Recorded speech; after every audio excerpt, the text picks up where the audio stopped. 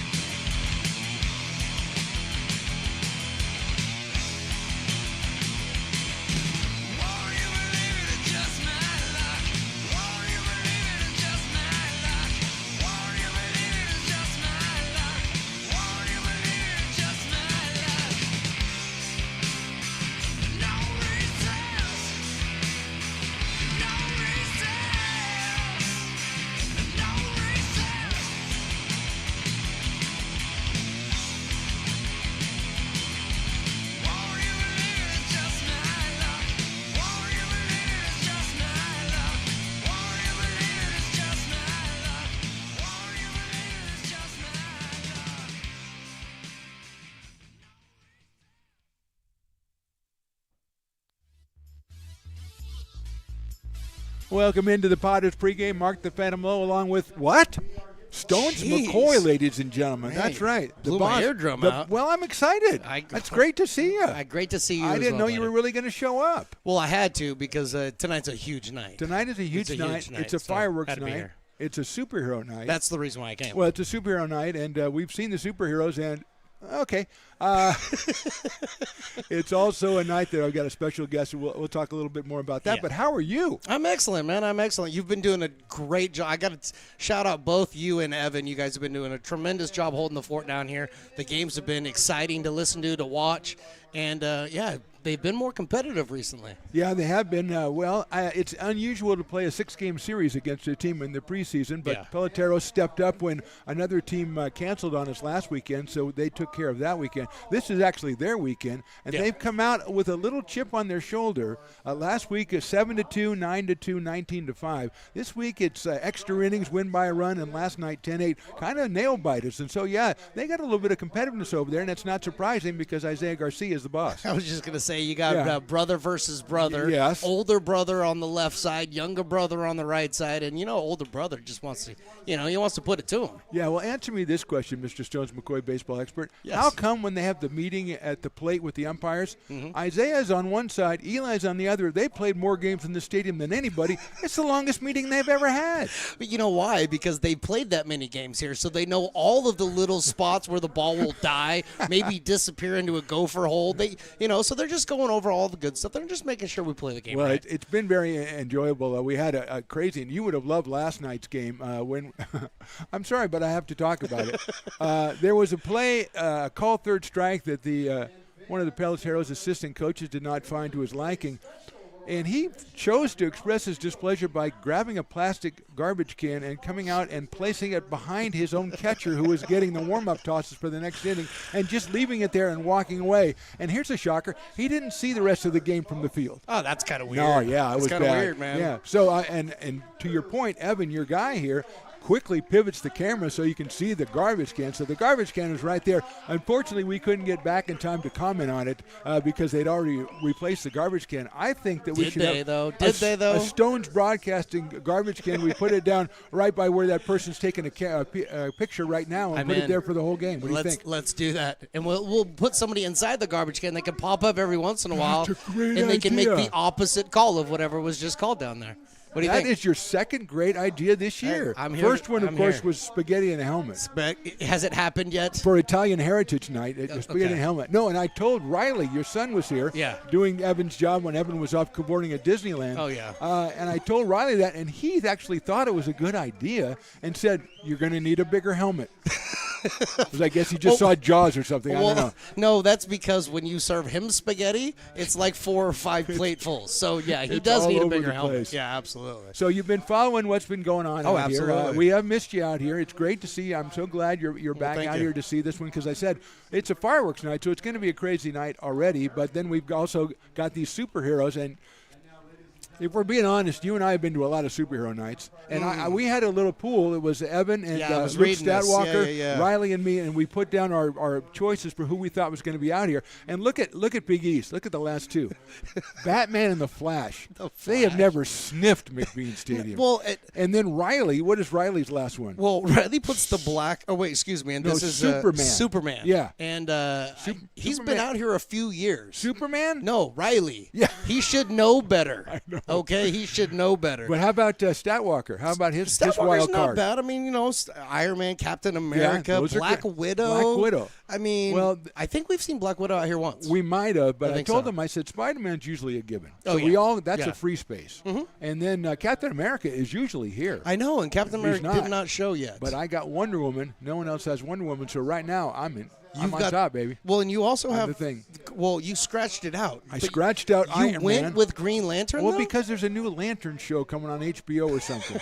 But then I said no because I remembered like 2 years ago I thought we had Wolverine in his pajamas out here or something. I thought that was Wolverine, so I went with Wolverine. Oh, you might have been right. Yeah. You might have so been Spider-Man, right. to your point, has come out here with his Spider-Man costume with the softball jersey on top. Well, because I believe there was a point in time during the whole Spider-Man movie stuff and where he may have played a softball character.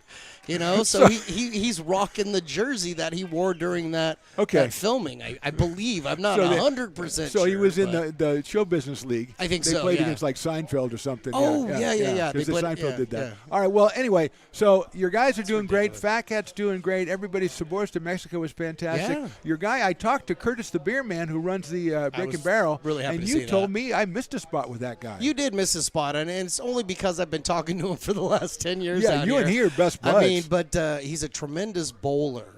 I did not know that. And I was hoping that you may have covered that, but you didn't know. So I didn't know. How are you supposed to know that? But yeah, I mean, when you got a guy who can roll a 300, oh man, I mean, you got to bring it up, right? He can roll the rock, huh? He can roll the rock, and he can pour the beer. So that's really the only two things in life that matter. Well, that's true. And you said you've been talking to him for 10 years. He even made it a point up here. He said to me, you and I haven't talked very much, but we feel like we're brothers. And so I was like feeling good for once. That's good. Somebody considered me a brother.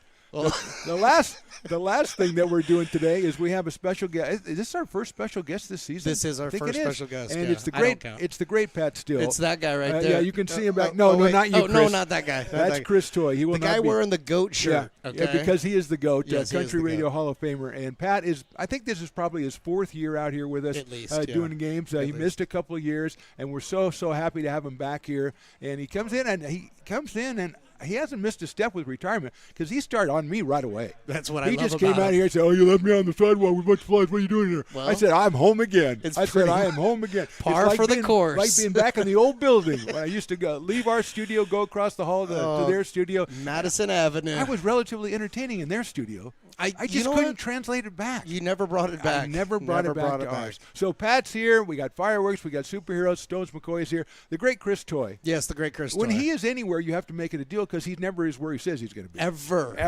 So or he's sleeping. So it's going to be a great night. We're glad you're with us. We'll be back right after this with some big-time Lincoln Potters baseball. Thanks, Stones. You bet. Want to keep restoring and renovating historic McBean Stadium? Now you can become a member of Friends of McBean. Annual membership start at $50. Become a member now at friendsofmcbean.org. This job is the Esplanade at Turkey Creek phases 4 and 5. Our scope of work for this project is full scope, so we've got all the underground, all the joint trench, and all the top side included with it. We're putting in sewer pipe, manholes. We're not doing services yet. We go through and do all the main line, and then we come back and do all the services after that. I would say this project right here, the one we're working on, is probably about a 2-month project. It's very costly to the developer, so beating the schedule is very important, more important than most projects. It's got a lot of groundwater, so we've got an extensive groundwater pump system in place. It's just cool to be a part of the built environment and know that for the next 100 years that people are going to use and enjoy what we've created here today.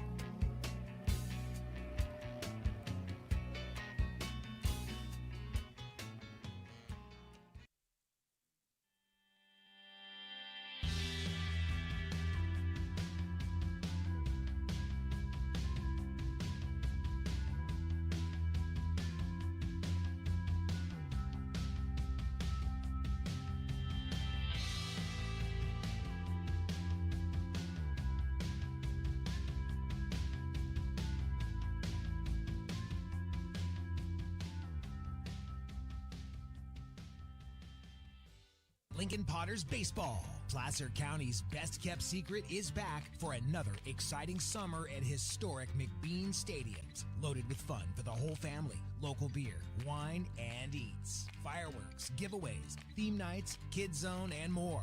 Come join in the fun and enjoy small-town baseball with Major League Entertainment.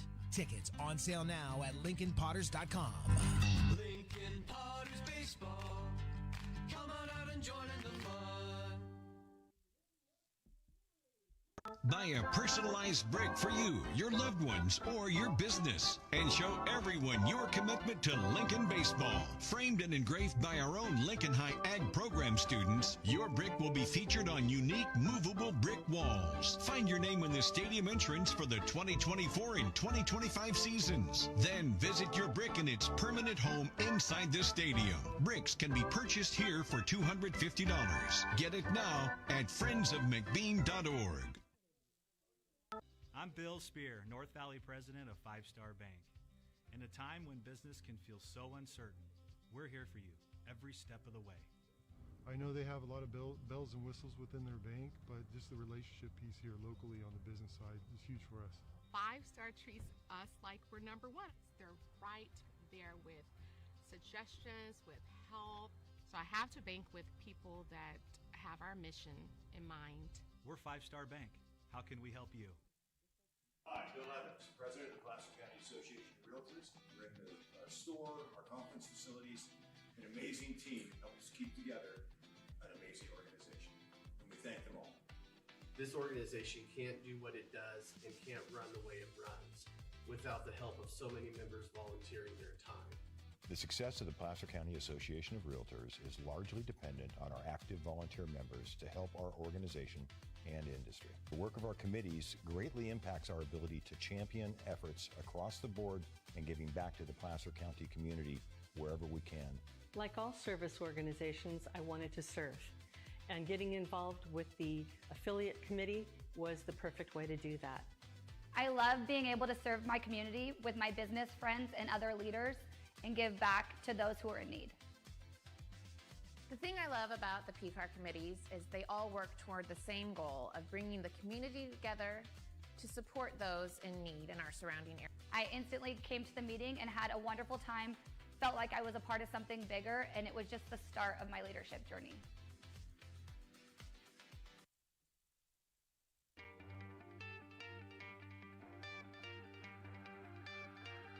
Gooseport Public House.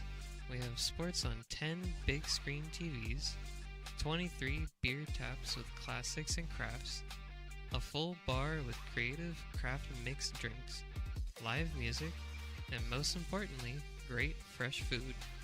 In downtown Roseville off Vernon Street, only 15 minutes from the ballpark. See ya at Gooseport.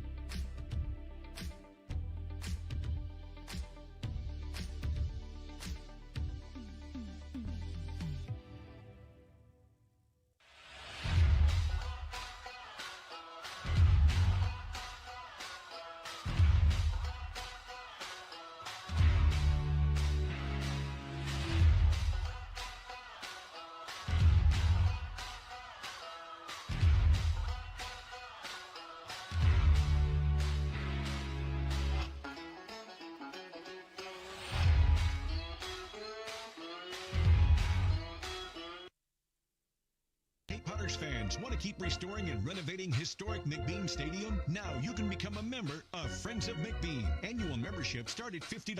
Become a member now at friendsofmcbean.org. When it comes to your home's maintenance and repairs, Jeffers Resource Group has you covered.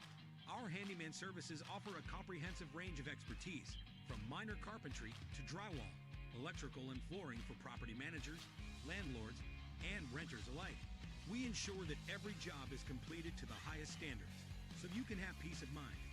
Contact us today to discover how Jeffers Resource Group can help keep your home in top shape.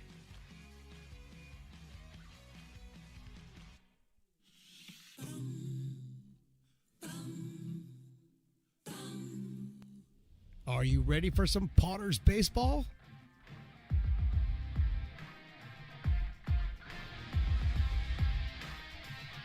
Potters baseball brought to you by Stones Broadcast Networks.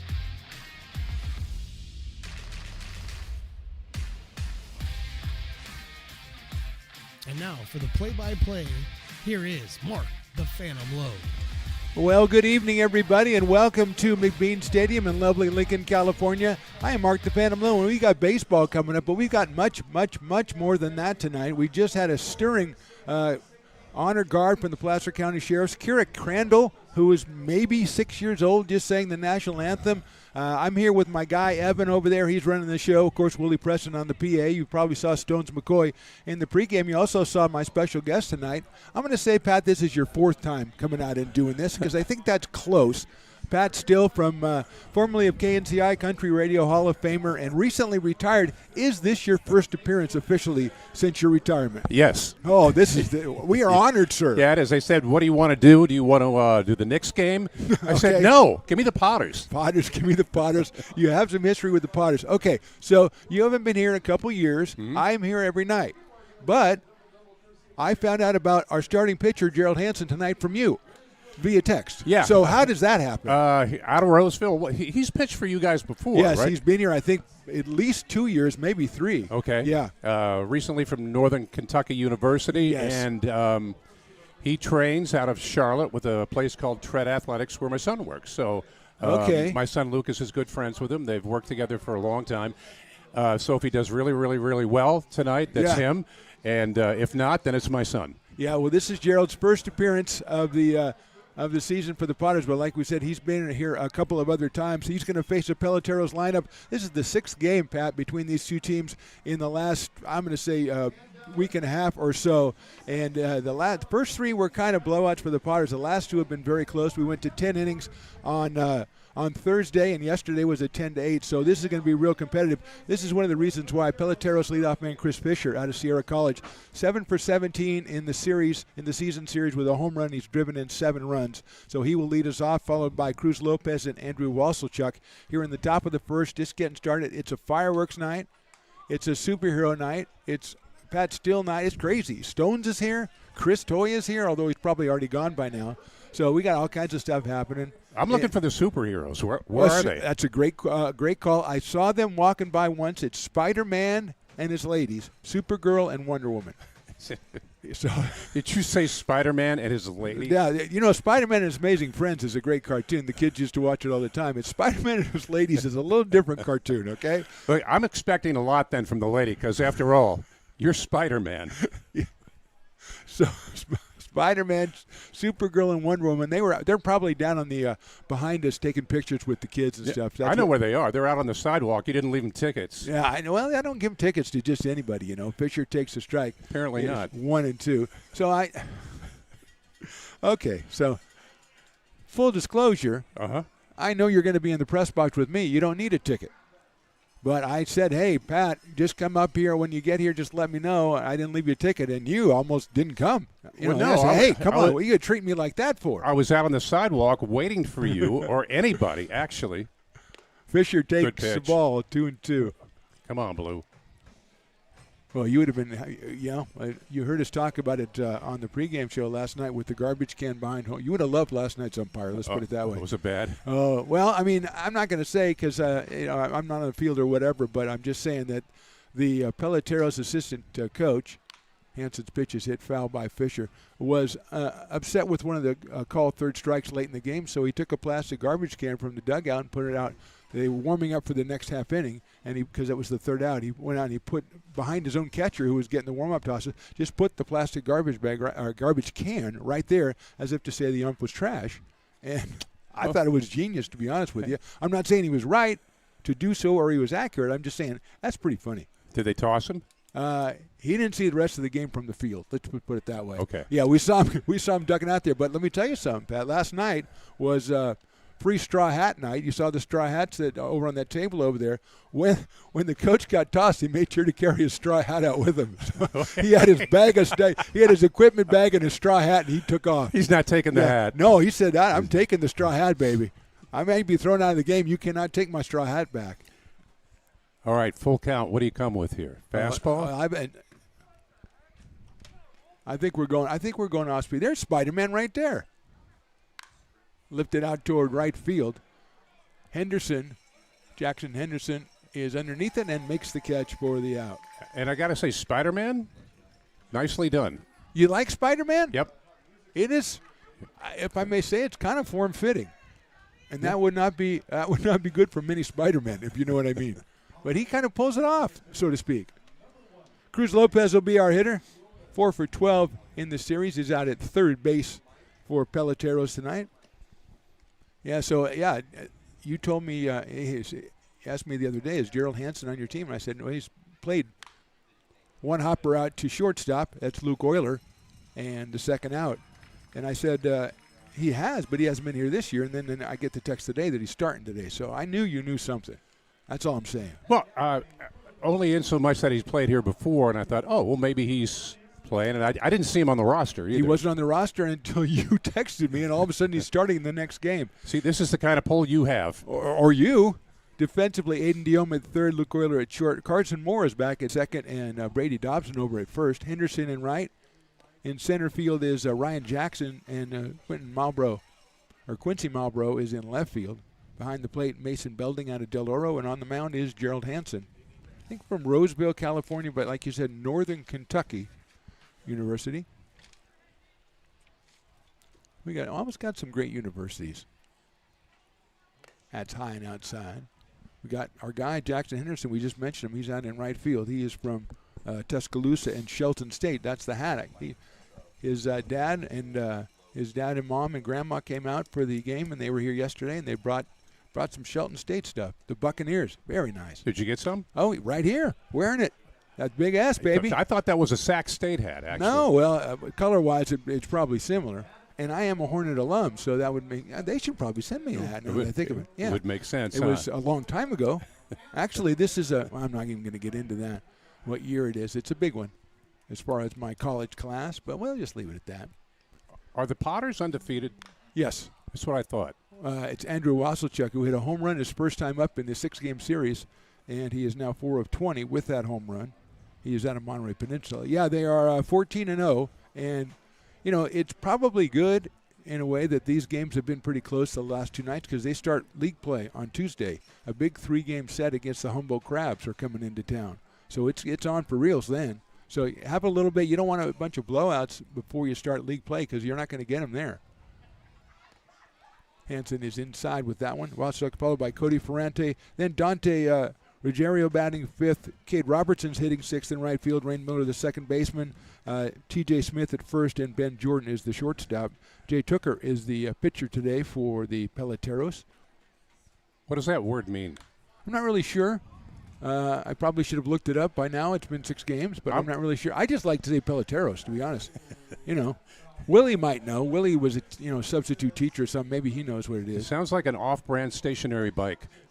Los Peloteros? Yeah. You can't afford the Peloton, but we got Los Peloteros in the back. I actually think it means ball player, like baseball player. That would be awesome. That would be awesome if it does. And if I'm getting a thumbs up. Well, so. if he says it's true, it's true because he's only 18, but he knows lots of stuff, and I don't know how he knows it. Well, he went to Bella Vista. So, the curriculum there's got to be pretty widespread because he knows everything. It's a great school. I know it. I'm not saying it's not a great school. Home of the Broncos. Yes, it is the home of the Broncos, and now he's going to the home of the Mustangs. Cal Poly SLO.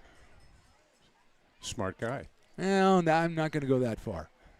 Hansen delivers, swung on and missed, and then it's a foul tip that couldn't be held by Mason Belding.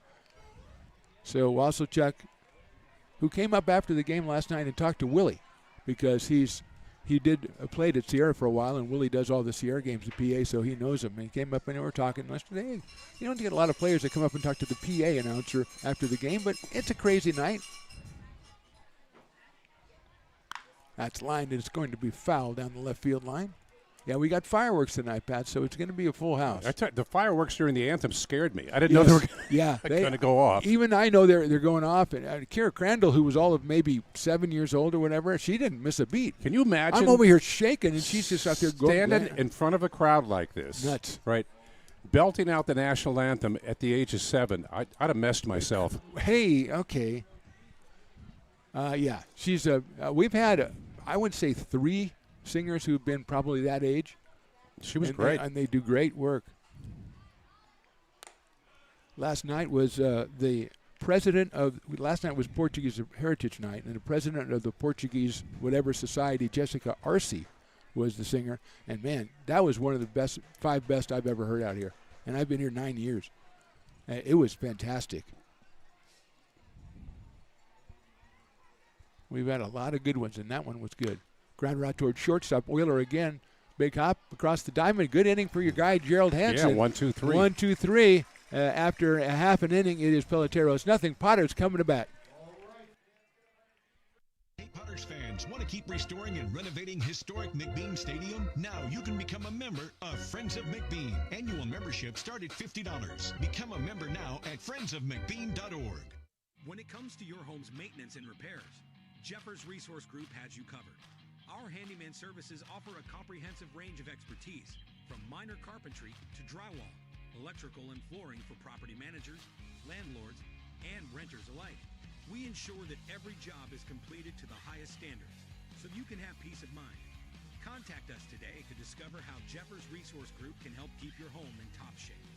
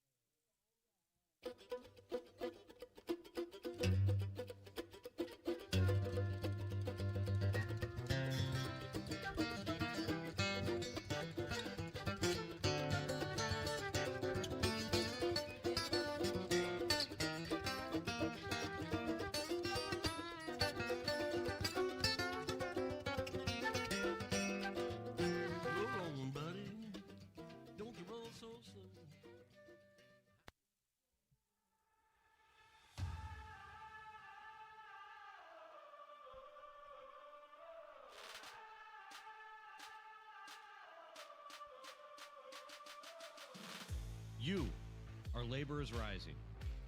And now you understand where we came from, what solidarity means, and what we have ahead of us. No one's going to defend us but us. No one's going to help construction workers except us. And I can't wait to see you out there.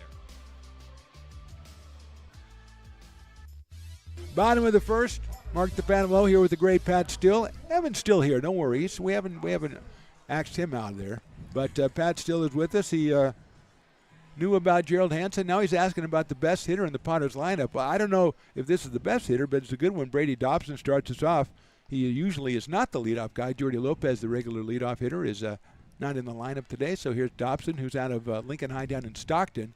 And Cal State Fullerton batting .333 with 7 RBI on the summer. He'll be followed by Quincy Malbrough, who's been on fire all summer long, and then Aiden Diome, a kid out of Roseville, who's going to Arizona. Jay Tooker is the pitcher for the Peloteros. He had a rough outing the last time against the Potters. Just an inning and a third. He gave up 7 hits and 7 runs, struck out 2 and walked 1. So he's looking for some atonement here, and he'll start off with Brady Dobson. Foul down the first base line. Potters wearing the white uniforms. Potters have like 6 or 7. It's like University of Oregon. They have like 6 or 7 different uniforms. They got a Nike sponsor, do they? I don't know who's the sponsor, Pat, but they got some really, and they're usually, I don't like anything, but there's some pretty good-looking uniforms. If ever there was a guy with a Major League Baseball name, it's this guy. Brady Dobson? Yeah. Yeah. Red Sox. Brady Dobson should be on the Red Sox. Good-looking first baseman. Takes that one outside. He was doing pretty well. Then he got some sort of injury and had to miss a couple of games, and he's just got back in. But he's an excellent first baseman and hitting at .333.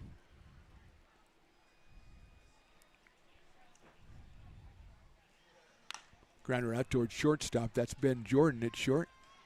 Out of Roseville, guns it across the diamond for the first out. Cruz Lopez at third, Ben Jordan at short, Rain Miller at second, and T.J. Smith over at first. Dante Ruggiero behind the plate for Peloteros. Andrew Wasselchuk is in left. It's Chris Fisher in center. And the new guy, Cade Robertson, is over in right. And Quincy Malbrough. Quincy out of Loomis, California, Pat, and Purdue University. Oh, Boilermaker. We have two Purdue players in this game tonight. That's unusual. That is very unusual. It's unusual that people from Northern California would pick up baseball in Purdue because the climate there, not baseball. Oh, well said, sir. Well said. That's in there for a strike. Yeah, so Cody Ferrante, who we'll see next inning for Peloteros, and Quincy Malbrough. And I know it's true because I saw that the Purdue baseball Twitter tweeted out what the two guys are doing. So, okay. Yeah, it's pretty good. Quincy 16 of 31 on the summer, so he's been red hot, has 6 runs batted in. A few years ago, I went to see Sac State play a home series against University of Minnesota. Now, that's a big D1, right? That's a big D1. And so talking to the coaches afterwards, University of Minnesota starts their first 6 weeks on the road because there's no way they can play so at they home. can get some games in. Yeah, absolutely. I would imagine Purdue's right behind them. Quincy takes high, 87 miles an hour from Jay Tooker, who I believe is out of Sierra College. Yes, he is. A lot of Sierra College products in this game on both teams. 1 and 2 on Quincy. Hit down the third baseline. That's a fair ball off the glove of Cruz Lopez. Quincy's going to round first. He thinks, I might get 2. The throw's going to be not in time. So Malbrough with a double off the glove of Lopez at third. Just a tough play for Cruz down there. It's just had to make a stab. It wasn't hit that hard, but it was perfectly placed. And Malbrough has another hit. Nicely done. And the third baseman had to chase that into foul territory. And I think right about the first time, the shortstop, who was over by second base, and the pitcher realized, hey, nobody's covering third. So they had to sprint over there. If he keeps on going, he might be able to make it. And Quincy's the kind of guy who would keep on going. Here is Aiden Diom out of Roseville, headed to the University of Arizona. Just first team San Joaquin all-section, according to Max Preps, was Aiden Diom.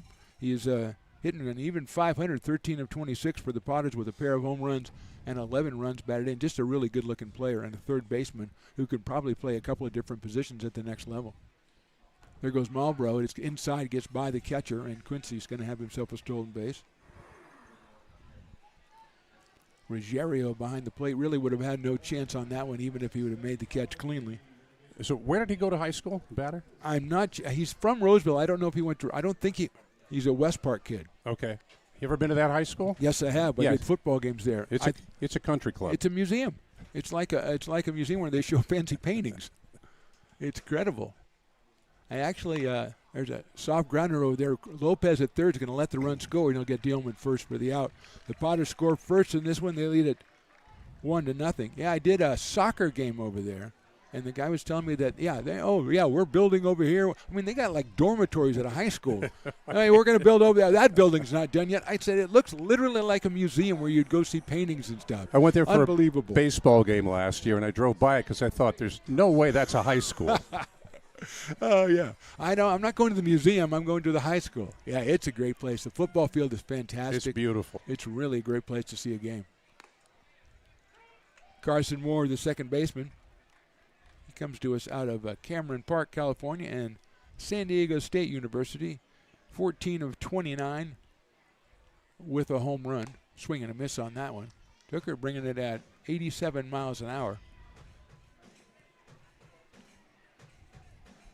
Yeah, it's a beautiful place. But Aiden has had a good summer, and he'll be headed off I think he graduated. Maybe he has one more year left. There's hit out into center field and hit pretty well, but Fisher has a beat on it, and he'll make the catch about 330 feet away. So the Potters grab a run. We'll go to the top of inning number 2, and they lead it 1-0.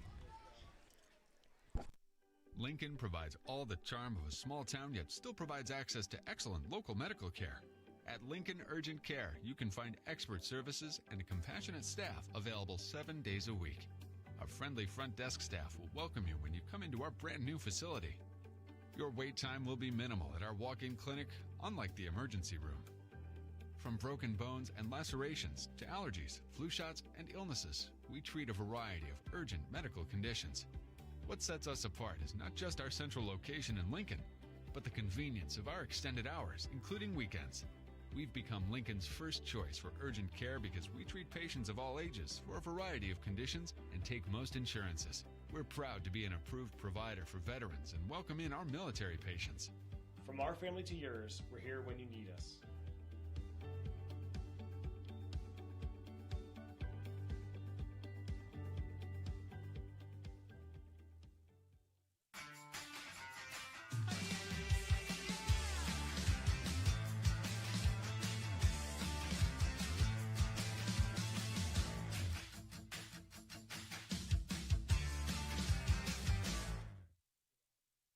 Fans want to keep restoring and renovating historic McBean Stadium? Now you can become a member of Friends of McBean. Annual membership start at $50. Become a member now at friendsofmcbean.org. This job is the Esplanade at Turkey Creek phases 4 and 5. Our scope of work for this project is full scope, so we've got all the underground, all the joint trench, and all the top side included with it. We're putting in sewer pipe, manholes. We're not doing services yet. We go through and do all the main line, and then we come back and do all the services after that. I would say this project right here, the one we're working on, is probably about a 2-month project. It's very costly to the developer, so beating the schedule is very important, more important than most projects. It's got a lot of groundwater, so we've got an extensive groundwater pump system in place. It's just cool to be a part of the built environment and know that for the next 100 years that people are going to use and enjoy what we've created here today.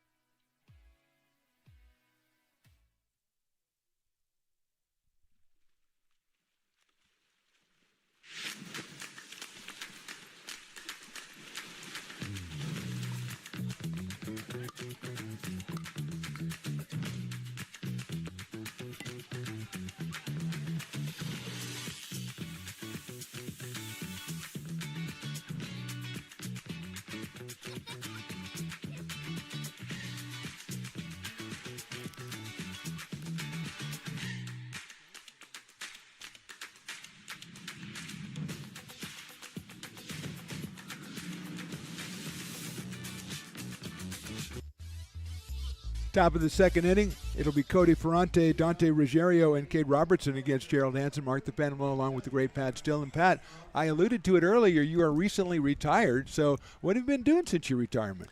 You know, it's funny. As soon as you retire, and maybe you got this, people, what are you going to do now? Yeah. Not work. I don't have a job anymore. Right. My CEO gives me a daily list, so. Oh, I see. Okay. I'm good. So with there that. are things you're occupied during the day. Yeah, very much.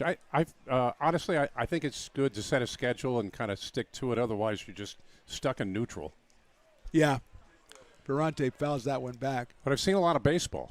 Well, that's good. You love baseball. Yep. You love baseball. That's why I'm out here.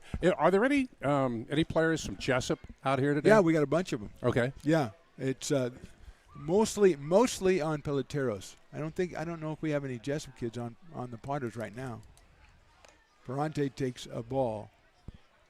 So have you got enough distance? You look back on the career. Is that something you ever do? I mean, you were doing it so long. No, I don't think so. I mean, I was very, very fortunate for 34 years to work with Tom Maley. Yeah. And when we first started, we didn't know what we were doing. When we finished, we didn't know what we were doing. But in a good way then. In a good way. Stayed under the radar and got a nice career out of it. So I got very, very lucky. Worked with good people, a lot of good people. Yeah, you guys were great, and that's why you put you Country Radio Music Hall of Fame, or whatever you call it. The best days were when we worked in the same building and you guys were across the hall. I loved it. And we used to prank each other all the time and then have wiffle ball games afterwards. Wiffle ball was fun. Like I say, I was telling Stones, like I say, I just like to come over during commercial breaks and just come into your place and try to make Tom laugh. That was just basically all I did. And that was a lot of fun. Ferrante takes call, strike 3. And, Pat, this is an epidemic I'm seeing. I have seen more strikes called when bats are in the air on their way back when the batter is going to walk. People are throwing their bats away at earlier times or something, because we've seen it a half a dozen times in this series where you see a bat in the air, a guy leaving, and the strike is rung up. Do you think that's premature on the batter or just a late call on the ump, or both? I think in most cases, I just think the batter thinks it's a ball and they just assume it's a ball and they just go. They don't really pay attention to what the umpire's saying. Maybe they're trying to sell it. Yeah, but you're selling it to one guy, and he's going to just say what he's going to say. And I think you do that, and you're selling it the other way. Because umpires don't like to be shown up. No. I don't think an umpire would change his call, but if it's a borderline and you take off, you say, I'll call it. There's a little blooper out towards shortstop. Euler has it, and Ruggiero's retired. So your guy, Gerald Hansen, looking real good, and he's always pitched really well for the Potters. He's been, he will be a candidate for the Potters Hall of Fame if I ever get that in. Yeah, he's not a guy that's going to blow you away with his fastball, but he knows how to pitch. He knows how to pitch, and that it becomes even more obvious when you're watching a lot of baseball, When you don't watch much baseball, you don't really get that. But when you see a lot of baseball, you see a guy who knows what he's doing out there. He's a craftsman. Swing and a miss. This is Cade Robertson, a right fielder. His first appearance in this 6-game series, if you will. Left-hander against left-hander, swings and misses again. Right there is a perfect example. Hansen puts it in. He put the ball right where he wanted to twice, He's got Mason Belding behind the plate.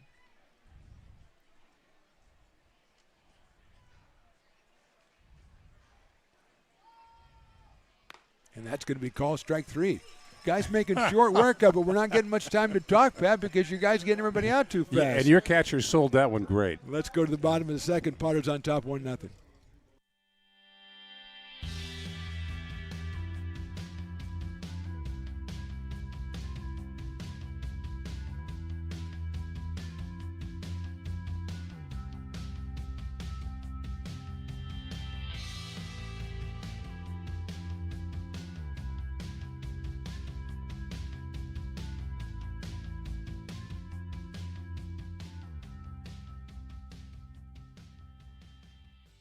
Lincoln Potters Baseball. Placer County's best-kept secret is back for another exciting summer at historic McBean Stadiums. Loaded with fun for the whole family, local beer, wine, and eats. Fireworks, giveaways, theme nights, kids zone, and more. Come join in the fun and enjoy small-town baseball with Major League Entertainment. Tickets on sale now at LincolnPotters.com. Lincoln Potters Baseball. Come on out and join in the fun. Buy a personalized brick for you, your loved ones, or your business, and show everyone your commitment to Lincoln baseball. Framed and engraved by our own Lincoln High Ag program students, your brick will be featured on unique movable brick walls. Find your name in the stadium entrance for the 2024 and 2025 seasons. Then visit your brick in its permanent home inside the stadium. Bricks can be purchased here for $250. Get it now at friendsofmcbean.org. I'm Bill Spear, North Valley president of Five Star Bank. In a time when business can feel so uncertain, we're here for you every step of the way. I know they have a lot of bells and whistles within their bank, but just the relationship piece here locally on the business side is huge for us. 5 Star treats us like we're number one. They're right there with suggestions, with help. So I have to bank with people that have our mission in mind. We're Five Star Bank. How can we help you? Hi, Bill Evans, president of the Placer County Association of Realtors. We're in the store, our conference facilities, an amazing team that helps keep together an amazing organization. And we thank them all. This organization can't do what it does and can't run the way it runs without the help of so many members volunteering their time. The success of the Placer County Association of Realtors is largely dependent on our active volunteer members to help our organization and industry. The work of our committees greatly impacts our ability to champion efforts across the board and giving back to the Placer County community wherever we can. Like all service organizations, I wanted to serve. And getting involved with the affiliate committee was the perfect way to do that. I love being able to serve my community with my business friends and other leaders and give back to those who are in need. The thing I love about the PCAR committees is they all work toward the same goal of bringing the community together to support those in need in our surrounding area. I instantly came to the meeting and had a wonderful time, felt like I was a part of something bigger, and it was just the start of my leadership journey. Bottom of inning number 2, Potters lead it 1-0. And Jay Tooker back out on the mound for Peloteros. It'll be Jackson Norton and Luke Euler and Jackson Henderson. And Norton rips one down the left field line, foul. 2 home runs on the season for Jackson Patton. I think you can see why right there on that swing. He really put the bat into it, but put it in there too quickly. Hit it down on the past the grassy knoll down there. Well, it looks like I think it was a changeup. Well, I mean, I was trying to give the guy some credit. You know? I mean, you're going to come in here with some. I think that was a changeup there. Man. He squared it up. He over-squared it. That's outside. You don't have to pretend. I mean, I haven't seen you in a while. You come in here and you're making friends with Evan. You and Evan are best buddies. So, you know, I hope he's a good guy. I hope you treat him right. I do, but he's 18. He doesn't deserve to be treated right all the time. I can't be too nice to him. Line drive, right center field, base hit for Norton. There you go. You want to say something about that pitch, too, that it was a changeup or something? Well, it was outside, and he went with it, Phantom. So, yeah, that's the kind of analysis I want from you right there. That's a good piece of hitting right there. There you go. Now you're back to being Pat. Norton with the base hit brings up Luke Euler. No, Evan's been great. I mean, he took over. He didn't know anything about our system, and Stone started training him, 13 games ago, whatever it is, and he just nails over there. Unfortunately, he'll probably go off to Cal Poly next year and get some fancy job there and never come back, and now we won't have anybody to do it. And that's the problem. We put all our eggs in his basket. Got to keep moving. Well, yeah, he does have to keep moving. And obviously he catches on to things very quickly, so, and he always agrees with it. Whenever I say something nice about him, he'll go, yeah, you're right. You're right, I'm pretty smart. Yeah. These kids today, I'll tell you. You say something nice to them, they perceive it as a weakness, I've yet to run into anybody, any age, where you say something nice about them and they deny it. No, that's true. That's true. so wrong. Yeah. And if they do, it's a fake denial. And it's like, stop it, yeah, come on, give me more. A humble brag. Yeah, exactly. Well, your old partner, like you said, 34 years, Tom, is supposed to come. And there goes Norton and throw to first base and then back to short. The tag is made. He is out at second base. Norton took off and Tooker, I thought going to first would make it too late, but Smith delivered the throw to Jordan at shortstop, and Norton is out. It's a caught stealing, and 1 out here in the bottom of the second inning. Euler, who is 11 of 37 on the year with 4 RBIs.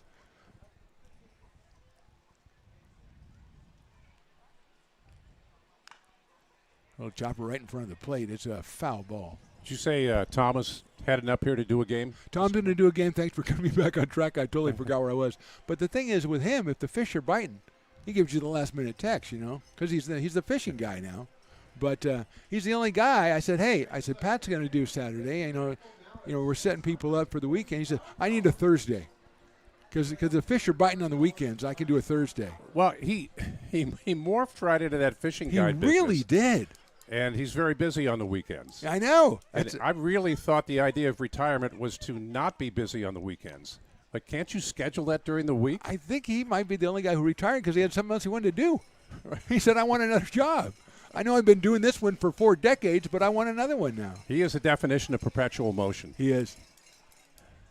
And I somehow, the idea of him leading people, guiding them, trying to get both of you guys, I think one of the secrets to your success is both of you guys found the perfect place. You're both very empathetic people, and you both did a lot of stuff, a lot of charity stuff over the years, and I think country music is a really good venue for that. I think that maybe country people are the most giving people of all, And so I can see Tom in there going out there, I'm just trying to get you fish. That's all I'm trying to do, trying to get you fish. And by the way, you owe me money, so I don't know how empathetic or community-oriented that is. I take cards, I take cash, yeah.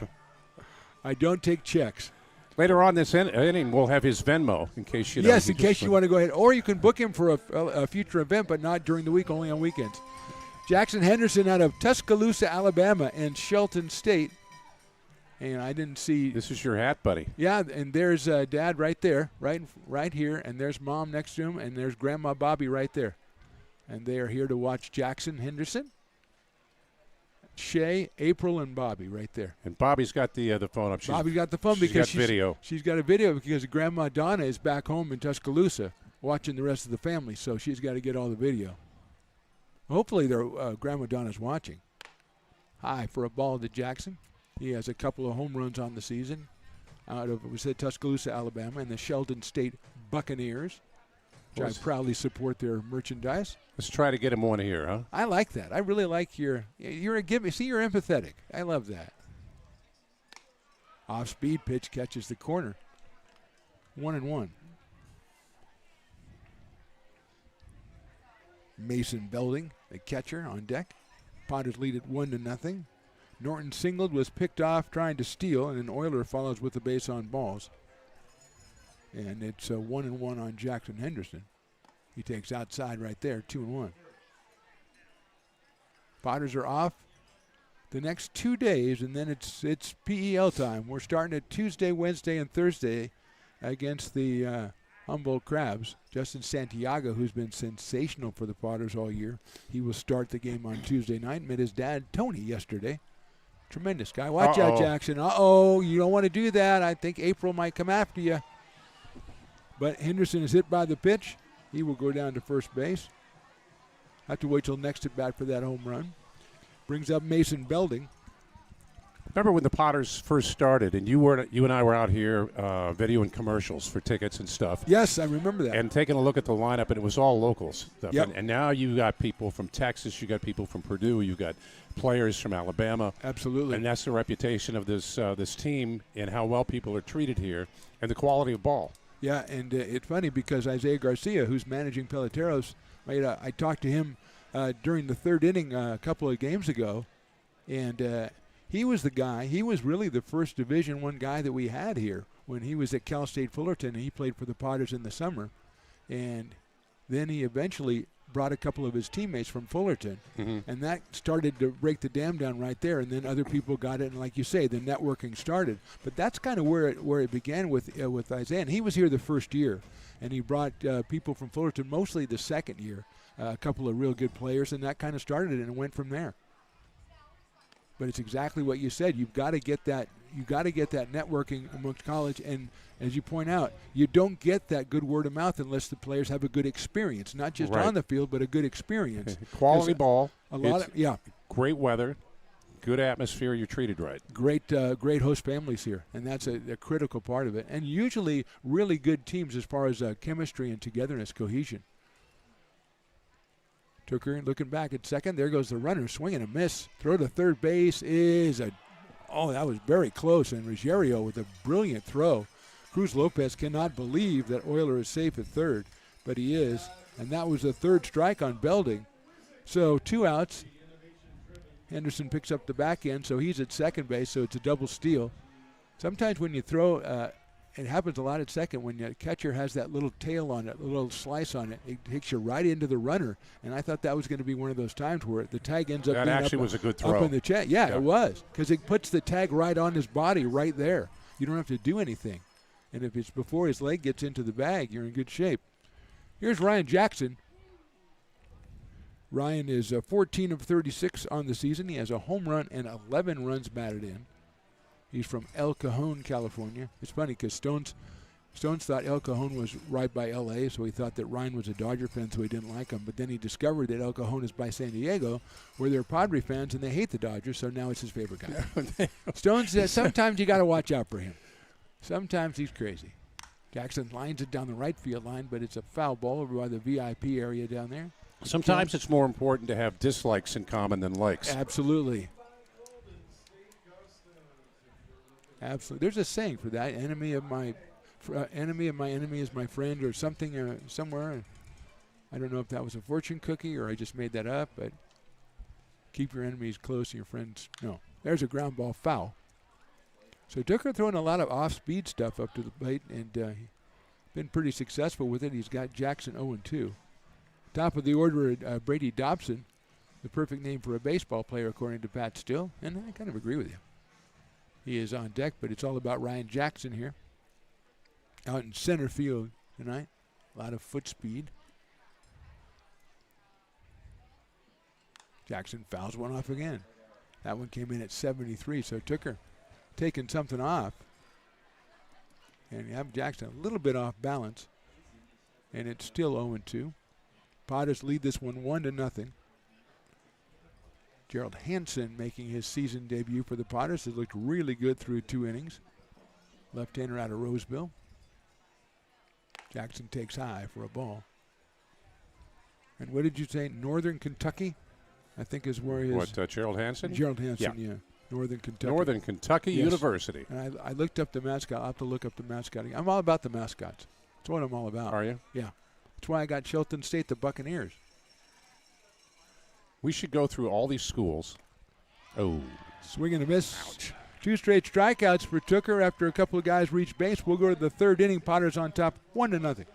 Hey, baseball fans, you may have noticed our scoreboard goes out from time to time. You can help us get a new one. Give $20 and get a chance at winning 2 tickets to some of the region's biggest events, like the Outlaw Festival with Willie Nelson, Bob Dylan, and John Mellencamp, a Sacramento Kings game, or Ringling Brothers Circus. All proceeds benefit the Big Swing Capital Campaign. You can buy now at friendsofmcbean.org.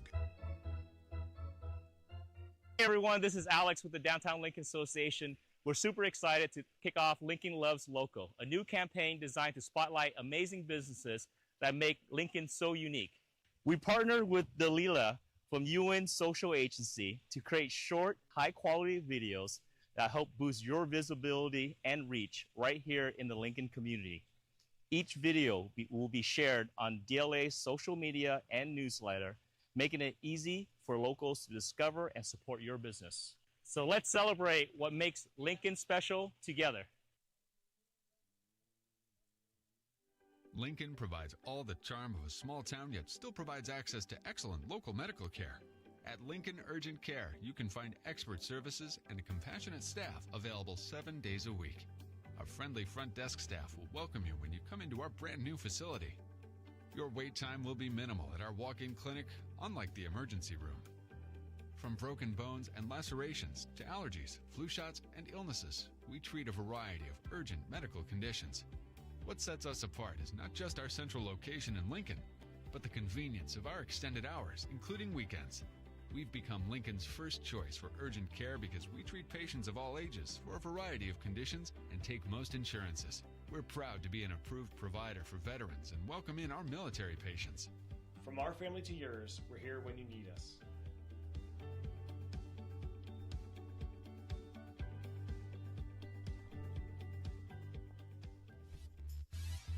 Top of inning number 3, Mark the Phantom Low, Pat Still, Big E, Willie Preston, Mad Max is over there, JPL's over there, Stones is around somewhere with Chris Toy.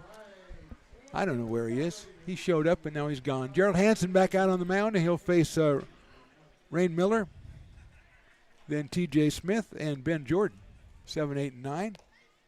And Pat discovered that the Northern Kentucky.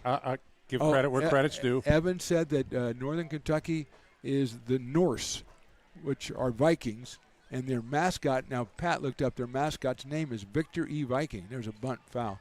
So I kind of like that, and my theory, as I said, is that a good mascot name can save a so-so mascot. Victor E. Viking's a pretty good name. What in your mind would make the Viking a bad mascot? Well, see, here's the thing. Viking is the name of the mascot, but the name of the team is actually Norse, according to Evan. So it's kind of different. Would it be the fact that they're in Kentucky? Well, that was the first thing that I thought of. Not a lot of Vikings. I said, well, Leif Erikson did not hang out, in Frankfurt, I'm just wondering. I think the name the General Dollar Stores was taken. That's a great name, though. And you could get a great mascot out of that, too. Yes, you can. Yeah, but that's a great point, though. I mean, maybe the Northern Kentucky people who put the college together have their offices in Minnesota or something. I don't know. Has to do with the history. Must. There you go. That is just a little outside. So they must have some historical reason for calling themselves not just Vikings, but Norse. Maybe their founding fathers or no, I don't know.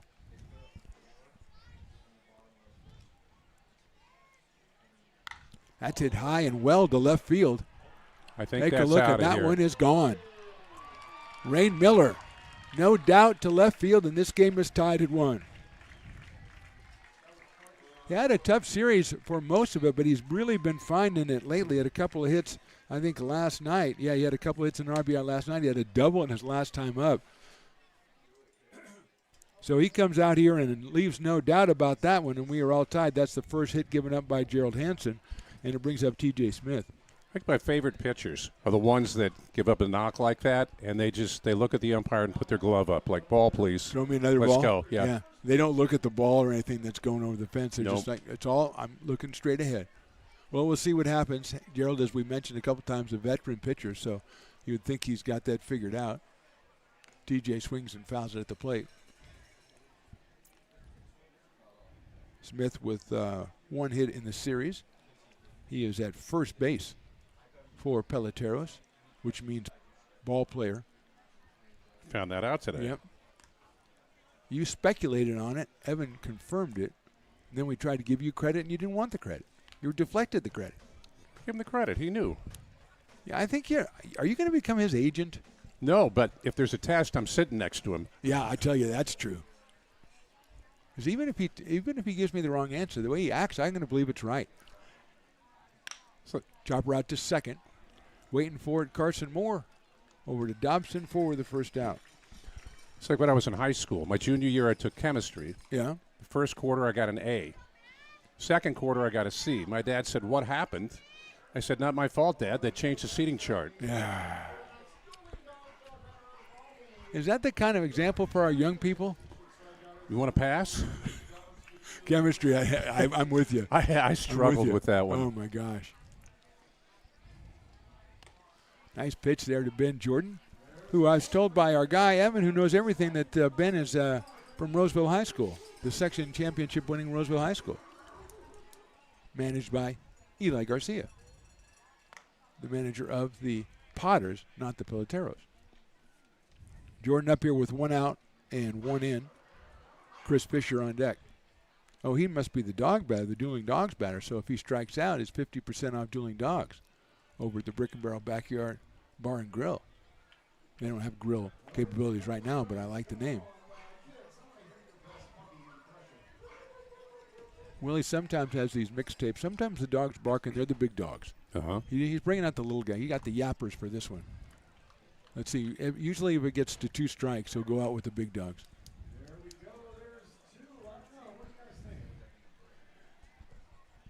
Let's see what he comes out on 2-2. We've got a yapper that lives right next door to us. And I'm telling you, we have one of those things that you can hit that's got a sound that only dogs can hear and don't like. Jeez. Don't tell me that. Every once in a while. Don't tell me that. Just to see if it still works. Yeah. I'm just testing it. You think the batteries in this are still good? Does it sound like this? Yeah. Willie's got his yapper. This is his yapper mixtape. There's all the players on the Roseville team right there sitting out in front of us. I love that they're here. Swinging a foul. Tremendous achievements. I mean, 2 section titles in a row. Eli won 2 section titles as a player at Lincoln and 2 section titles back-to-back as a coach at Roseville. That's a great accomplishment. And he would be the first to say that those are the guys who did the accomplishment.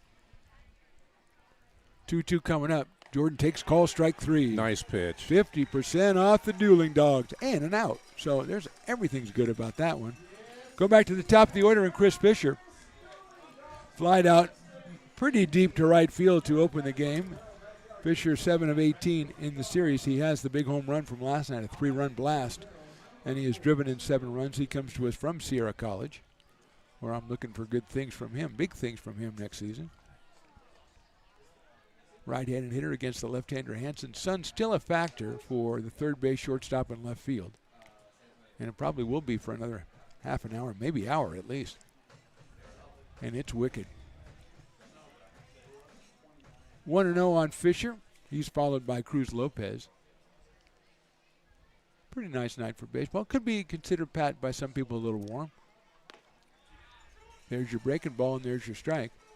There's the old guy who asked me if he could be in the R.C. Willey best seat in the house before the game, and he put me on the spot, so I had to make it happen. Where is the best seat? It's right there in front of us with the couch. You got a couch there and everything. It's very comfortable. He and the missus are sitting down there. Yeah. Oh, yeah, it's a great seat. Usually they have, Paige who's doing the on-field stuff. She does a great job. She's out, and she'll pick the person, the likely candidate. You got to be careful with that. This time I that. exercise my own control. You got to be careful with that. That's what I was told. I'll tell you about it here in a second. Uh-oh. I want to see if we get a strikeout here. Well, that would be nice. Is this going to be one of those stories that has a moral and everything? I hate those stories. Then forget it. No, I want the story. Give me the story.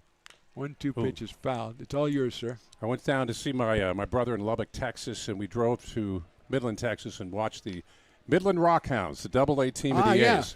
And we got to sit in the best seats in the house. There were two lazy boys that were in the shade because it was like 100 degrees out. Right, we got on the big screen. Thank God it was not the Kiss Cam. Anyway, for those seats, I might do it. I don't know. This was a few weeks ago. I get daily emails from them. Hey, you want season tickets? And I keep explaining, I live in California. Oh, that's funny. I like the two recliners in the shade. Yeah, it was great. That's awesome. Yep. And their mascot, if you took McGruff the crime dog and gave him a construction job, that's what he looked like. He was great. I love him. That's a rockhound. Nice. Recliners in the shade. Well, now you're a season ticket holder. Oh, it could be. You're part of the A's family. Could be. Hey, if you ever want to go and sit in the best seats in the house, let me know. I'll drop your name. Okay. Yeah.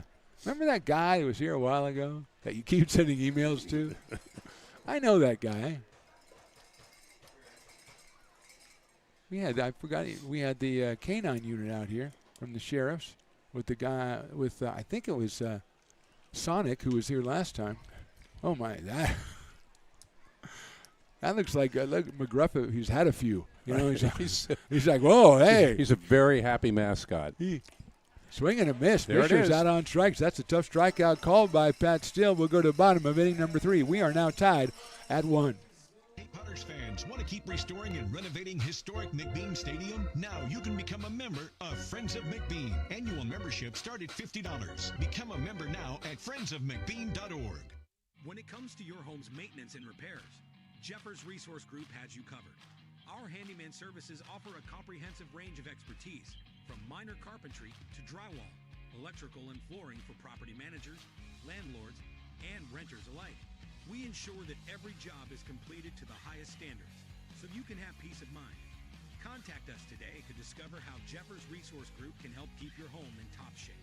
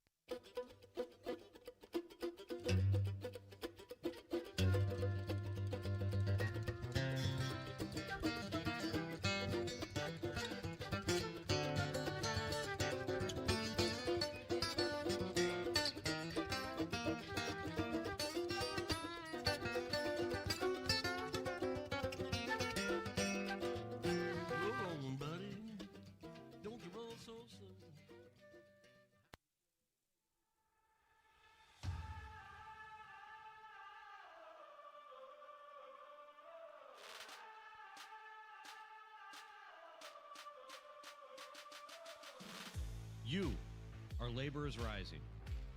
And now you understand where we came from, what solidarity means, and what we have ahead.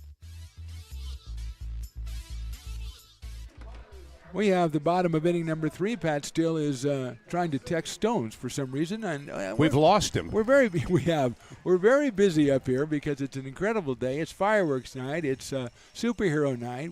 We've had the K9 unit out here. Pat Steele, the Country Music Radio Hall of Famer, is here with me doing games like he's done. I'm going to say 3 years previously. This would be number 4. Missed him for a couple years. And there's there's Supergirl and Wonder Woman down there. First year I did this booth wasn't here really. We sat kind of outside. And thank God it is, because it's hot. Yeah. Yeah, the first year we did this back 9 years ago, we sat out in the bleachers and put a little umbrella over us and put it out on the Mixler app. And that was our production. And Stones has been hugely responsible for all of these improvements. And so you try to give him credit and you need to flex it, but he was primarily responsible, I would say. I mean, he did make the decision to build it. That's above his pay grade. But he was involved in the construction, the design, and all that stuff. And people are very, very envious of our setup when they come up here. Oh, it's well done. Yeah, especially when they come from outside and don't realize that when they come up to the press box, it's going to be a good experience. I'm going to go home, and not because of anybody who lives with me, but I'm going to go home and look at my house and be disappointed. I might make you tell the story you just told me. There's a line drive in the left center field by Dobson. That's down for a base hit, and look how quickly Fisher is over in front of that one. And any idea that Brady thought about going to, he will stay at first base. But it's a solid base hit, the third for the Potters, and that'll bring up Quincy Malbrough. He doubled his first time up, hit a grounder down the third baseline, hugging the line off the glove of Cruz Lopez, and was able to get into second base. That's the thing. I don't know that back when we were kids, Pat, I remember snow cones, but I don't remember them being that size. No. They were just, and those are smalls. Those are not large. So I think yeah. In the league that I played when I was a kid, yes, and you got your snow cone, it was that little Snoopy thing. It was. Like a Dixie cup full of. It was exactly the same thing I got. And the big thing is you put a couple of different flavors in there. You thought you were living high on the hog. Absolutely. Yeah, I don't want just strawberry or whatever. Just put them all in there. Yeah, that's exactly right. In the dirt. And thinking about it was Dobson. He'll go back to first base. That's exactly right. But, yeah, I think, they have a thing where you're buying raffle tickets and they say, well, just take the wingspan for $20. I think some people just order the size of their head for a snow cone because I've seen them that big. It's amazing. They sell ice cream here? Yes, they do. I believe it's in a helmet. Even better. Well, it's not as good as well, actually, it's very good, but Stone's idea of spaghetti in a helmet is better. Spaghetti in a helmet. Yeah, for Italian Heritage Night. Okay. Oh, now look what you did. Hey, here you are. You're totally responsible. You're for supposed this. to be doing this inning. This is the inning? Yeah. No, I had him later on, but yeah, he can do the fourth. How about the fourth? He can do the fourth. He has so much going on. He's got family. He's got. No. Yes. That's the greatest thing that might have ever happened. Can I send Pat down with a mic on the field and do the? I want him to do. I want him to. He and Willie can go down together and do it. That's going to be amazing. When is it? You better go out. You better go rest then. That's the sixth inning, I think. Yeah, you better rest then. Throw over to first base. Dobson is back. Well, that's great news right there.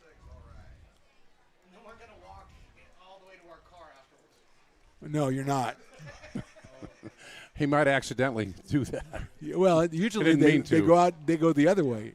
Hey, they have to run into the fence, which gets a promotion. There you go. Delivers one to right center. No one will catch that one. That's a gap on a 1-2 pitch. Dobson goes to third. He's thinking about scoring. The ball recovered in the outfield. The throw will not happen. Dobson scores standing up, and Malbrough has his second double of the game and RBI, and the Potters lead it 2-1. That's what Quincy's been doing the entire summertime. He is 18 of 33 now. And why did Brady Dobson score? Because that's the best name ever. You're on that horse, and I can't knock you off because you're right. As a baseball name, there is none better.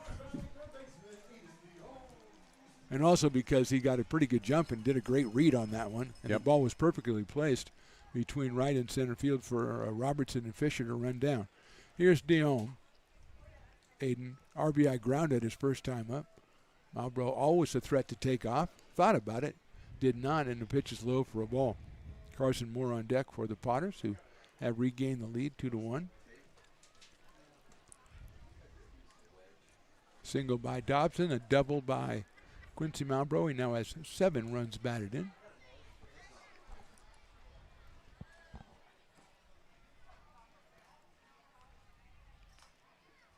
That is in there for a strike. Stones McCoy in the dizzy bat race is maybe the greatest thing I've ever heard. Has he done it before? No, he's done just about everything here. He's coached bases. He's taken batting practice. He's thrown batting practice. I don't think he's been Piper. Have you? I don't think he's been Piper. But no. Oh, maybe he did. Oh, that's right. Fantasy football payoff. He had to be Piper. So, yeah, he's done pretty much all of it, and that may be the one thing. And that's the one thing I would caution him against not doing. So it's good that he's doing it.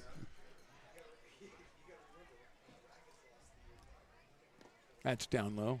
And then he's going up against the Toy, Chris Toy, who I don't even think needs a bat. He'd just spin himself around. I don't even think. I mean, he could do it right now. He's lurching out the door already. So it may be. We'll have the camera. We'll get. Is our camera able to cover that? Oh, yeah, Evan. See how he is? Yeah, of course it is. Sounds like a yes. Don't ask me that question, man. Come on, I'm Evan. Of course it is.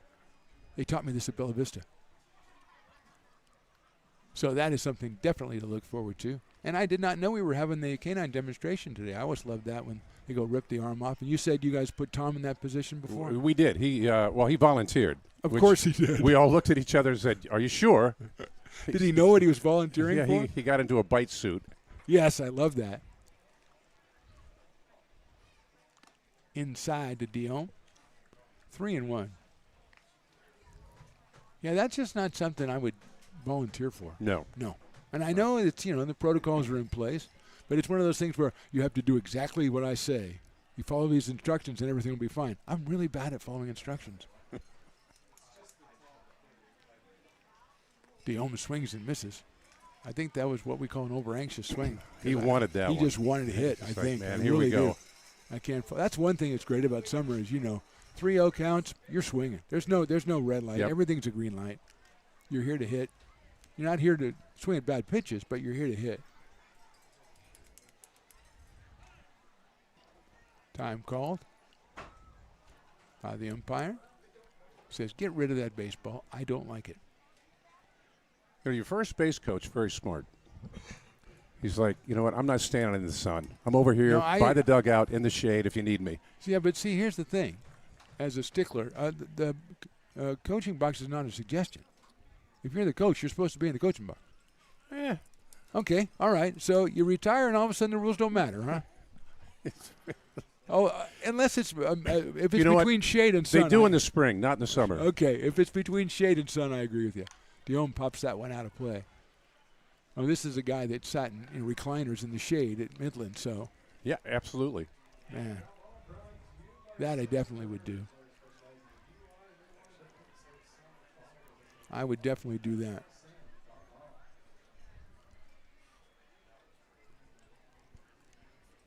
It looks like somebody in the bullpen. Yeah, I think it was it 26? Oh, no, it wasn't. Ball gets by the catcher. That's ball 4. Thanks for filling in. You're welcome. It's well done by you. Dion will go down to first base and going to third on that ball getting by the catcher. First and third. Nobody out, buddy. So what do we do now? This is a big inning. Big inning. It could be a big inning. 1 run in already. And Carson Moore coming up. He flied to center his first time up. San Diego State for Carson Moore. I believe he played for Del Oro on one of their section-winning teams. So that's some pretty good pedigree right there. Got a couple of Del Oro kids in the lineup tonight. Mason Belding as well. One of the first great pitchers for the Potters, Jake Frederick, was from Del Oro. He was pitching for us while he was still at Del Oro and was holding his own against some great competition. Oh, Spider-Man's. Oh, no, that's a miniature. I thought that was the real Spider-Man, but we've got little Spider-Men. Yeah, his family's here. It's family night. You brought the kids. the first thing you teach the Spider kids is don't take the mask off. Not in public. Now everybody's going to know your secret identity. Well, I mean, that's just bad planning, Pat. I'm sorry. Here's the thing, though, right? They get to be 12, 13, 14, right? They're not going to look like they look now. Oh, I see. So you'll be all right? Yeah, okay. you're fine. All right. So they don't look at childhood pictures of Spider-Man. They look at Spider-Man. I like that, though. That's in the spirit of the night. It's superhero night, so wear your Spider-Man outfit. And that's a good-looking outfit right there. Spider-Man's mad at Dad now. He's whipping the guy in front. He's snapping his mask at Dad. Dad wouldn't buy him any popcorn. Well, go get it with your web. Outside, runner goes to throw to second. Is going to be in time. I think Diome is out at second base. And on the back end, here comes Quincy Mauro to score. So a partially successful double steal. Nice throw by Ruggiero to get Diome at second base. Potters scored their second run of the inning, but now the bases are empty. And Moore with a 1-ball, 1-strike count. Are you surprised at the way they handled that? Yes. I am too. But it's summer. Well, I think if you're looking at it that way, I mean, it's more important for the catcher to practice throwing the ball down to second base. Who cares about the situation? No, I think defensively they did the right thing. I'm not sure offensively. Okay, so I'm not sure you needed that, but they got to run, so. Yeah. You could support it. You could defend it either way. Well, you're on a roll. You got to run in. It's first and third, nobody out. And so you give the batter a chance to swing the stick a little bit. Here's my expert analysis. You ready? Yes. And, yeah. Okay. That's why you're here. Well, it's one of the reasons why you're here. It's not the only reason, but, I mean, insight is important. I can't say it's vital because, like I say, when Tom's here, insight is not number one on his list. He's not. And this was what makes it so much fun to work with him. He's not a sports guy. No. He is when it comes to football. He likes basketball. He's a basketball yeah, player. but baseball is just it's not him. Like a foreign language. Yeah, it is. Swing and a miss. And Moore is out on strikes. That is strikeout number 3 for Jay Tooker. The great thing about him is the first time he was here, it was a game that started later than this, and so it was night, and the moon was full, and he postulated that the moon had an effect on fly balls, and the next fly ball went out to home run. And it went out to right center, and I swear it looked like at the last second the ball moved because it was right in the moonlight. So Stone still calls him Moonman Maley because of his theory about the moon's rays affecting fly balls, and we saw it, and it really happened. Were we a little bit giddy? Perhaps we were. The gravitational pull of the moon. Yes. It affects the tides and fly balls. Jackson Norton, who singled last time. Check swing, and it's a strike. 1-1 out of Sacramento, California, St. Mary's College for Mr. Jackson Norton.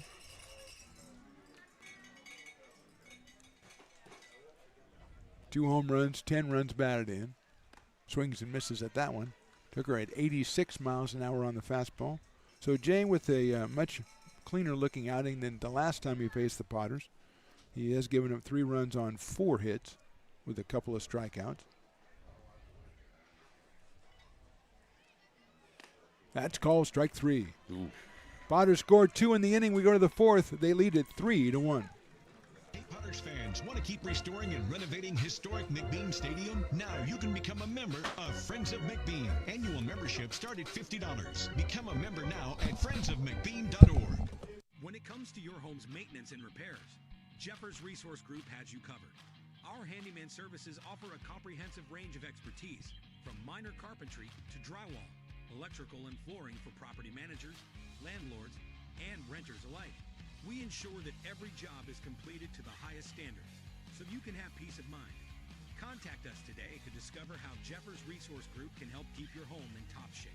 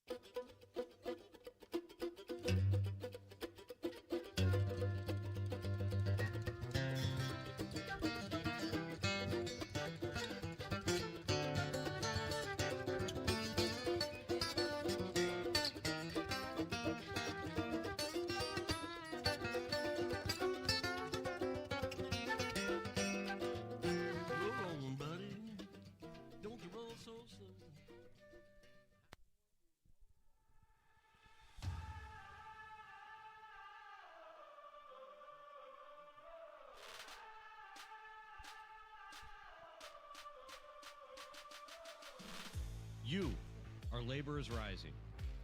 And now you understand where we came from, what's... Top of the fourth inning, Potters lead at 3-1. Mark the Phantom low here. Pat Still. I don't know what's going on. Stones McCoy was supposed to come on and do it with Pat, and then he came on, and now Pat. Stones, what's up? Not much. Pat wanted me to do it with you. He didn't want to do any innings with me, and I don't blame him. No. I wouldn't either. Okay, let's get to the point. First of all, as I've said to my children many times over the years, where the hell have you been? We've been walking around. Just, I haven't been here in a while. So, there's a lot of people I got to go talk to. Yep. Of course, I saw Matt Lundgren. We had a nice little conversation. And saw Paige down there, the new on-field voice of the Potters. Yep, and number 3 ranked intern. Number 3 ranked intern. And she kind of looked at me, and I was walking with the toy, and I was like, maybe we should do something tonight. Maybe we should do the Dizzy Bat Race. And she was right there, and she goes, yes, I'll sign you up right now. So you and Chris are doing the Dizzy Bat Race. We're going to do the Dizzy Bat Race. And we thought it would be a good idea to do it for both you and Pat, give you guys some real good, something to talk about on the air. Well, yeah, because we don't have a baseball game we can talk about. We got fireworks, we got superhero night, we got the K-9 unit. We don't have anything to talk about. I mean, after you say all that stuff, though, don't you need to add something to it? That's exactly right. I was hoping you'd see that. So you are, as far as you know, yes, you and Chris the Toy, yes, of the Stones and Toy Show of years gone by, that's what are going to be the participants in where you hold the bat and spin around 7 times and try to run to them. It's a piper. Now, I had said already, and Evan agreed with me, we don't think Chris needs the bat. Well, we know Chris doesn't need the bat. That's I've all, known him long enough. That's all we're saying. As we had the strikeout from Cruz Lopez, Wasilchek is the hitter. So you've had fun walking around. You're one of the most popular guys in the building when you're at the building, but you haven't been here for a while. So did you go out and talk to Fat Cat? Have you been around there? I went over to Fat Cat, Sabora, went over to the beer garden, talked to Curtis. I told him that, I got his 300 in his game in there. Yeah, you did. In the pregame, and he thanked me for that. And you did. He told me how funny it was when you approached him yesterday. Hey, I want to get you on an interview. He laughed. He thinks you're just hilarious, and I've been trying to explain to him that I know he might look funny, but he's not as funny as he looks. Well, no, nobody could be that funny. But no. I mean, yeah, thanks so much for the support. I appreciate that. I love you. What do you think about Gerald Hansen coming back? He's been one of our favorite guys over the years, but I mean, this might be like his 4th time here. He's going on Susac territory right now. He's coming back the 3rd or 4th time around. Absolutely. Is he making a bid for the Hall of Fame? Oh, absolutely. Yeah, people are thinking about that now, I think. They're sitting there going, I need another summer of appearances to get in that Hall of Fame consideration. I haven't seen Clifton, though, tonight, so I can't ask him if he's given any more consideration to getting that up. Mentioning that, have you got your invite to his birthday party yet? Yeah, I did get the invite. Yeah, I got a phone call the other day. Good. No paper. He said I'm not handing out paper. I'm making phone calls. Phone calls, yeah. Now, what's the present thing on that? Is there gifts they're allowed or there's encouraged? Gifts are encouraged. I'm bringing tack, so hopefully that gets me somewhere. I was thinking, since I'm, obviously so well paid, I was going to just buy him another horse. Buy him? Oh, wow. Yeah, okay. Yeah. And then just bring it, wrap it up so you can't tell what it is. With that big increase you got, you might as well spend it on huge. the horse. Yeah, I mean, I gotta wash my money somewhere. You know what I mean? I can see this. I can see this working out well. Yeah. So that I believe is July the 10th. 10th. It will be right here. I think we're playing the West Coast Kings that night. I'll have to double check. But that is the Clifton Taylor birthday party, baseball game. I don't know. It's the Clifton Taylor baseball game. Yeah, it's the West Coast Kings on the 10th. Hosted by the Lincoln Potters. And he is going to turn 50. And we were talking about it one time a couple weeks ago. He is giddy about the whole thing. He goes, they send out all these invitations and all these people already RSVP'd. It's great. I said, okay, Clifton. There's not going to be any room in the ballpark for the rest of us. Well, I don't know how they're going to do that. I don't either. Hit sharply into right field. Base hit by Cody Ferrante. Wasilchuk got the base on balls and Ferrante singles. 2 on and 1 out here, and Dante Ruggiero out of Sierra College will be the hitter. He's had a pretty good series. 5 hits in 14 at-bats, popped up to shortstop back in the second inning. So, yeah, so does it charge up the old batteries a little bit being back out here? It really does. And something that really charged my batteries up, we haven't mentioned him at all this year. Oh, no. Martine is in the building tonight. I saw him yesterday. Yeah, and I hadn't seen him all year long, so it was really nice to see him. Got to talk with his brother and Pops, and it's just nice to see those guys. Ruggiero singles to left, scooped up by Quincy Malbrough, and he got it back in quickly, so Wasselchuk will stop at third. That's going to load the bases on 2 hits and a walk here in the 4th inning and bring up Cade Robertson. Yeah, that's right. I saw him yesterday, and I thought of you because I know you guys were buds. Oh, yeah. Nick Kajowski coming out, so we'll just keep it here with the great Stones McCoy. So it was nice. But, yeah, there's a lot of people. You don't realize it till you go away and come back that there's a lot of people that you got to kind of press the flesh with. And you were involved with all these people when you were here all the time, so it's nice. Parking Lot Potters have just started coming. Well, all 3 of them. Don hasn't been to that many games, so it's great having him out here tonight. It really is. And you know, getting to talk to those guys, getting down there talking to TJ, T-Mac, you know, there are staples of this game that we've been involved with now for 9 years out here. Yeah. So, you know, every time I do show up, especially after a long break, there's 20, 30 people that I got to say hi to because they've become family. Yeah, you're right. know? At 9 years, you just accumulate a lot of things, and you don't realize it. And you step away, come back with kind of a clear look at things, you know, and you just say, hey, wait, I need to talk to that guy. And, oh, remember that guy? How about that guy? Oh, yeah, there's that one guy. Absolutely. We just said it. You just noticed a guy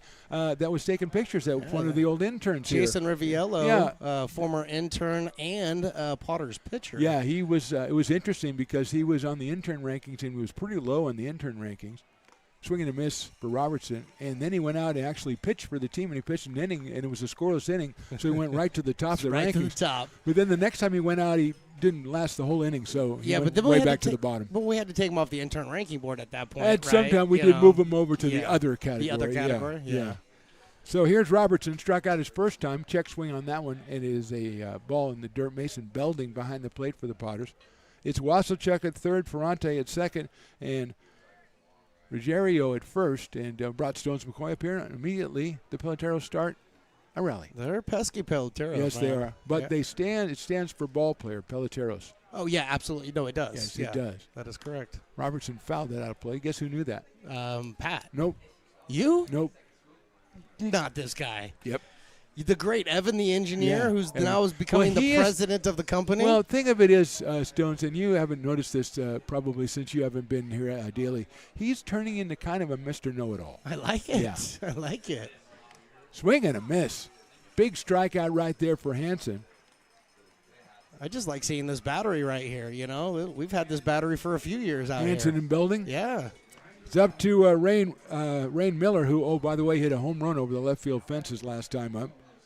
So he's up here with the bases loaded and 2 outs. Yeah, Evan's kind of getting like when you compliment on knowing something, he acts like, of course I know that. Of course I know. I'm Evan, you know. I'm the Big E. I graduated high school. Leave me alone. A very good high school, as we said, Bella Vista. BV. Broncos to the Mustangs. Yeah, we used to have a pretty good rivalry with the Bella Vista teams. What were you, Del Campo? Del Campo. Del Campo, Bella Vista, yeah. Yep.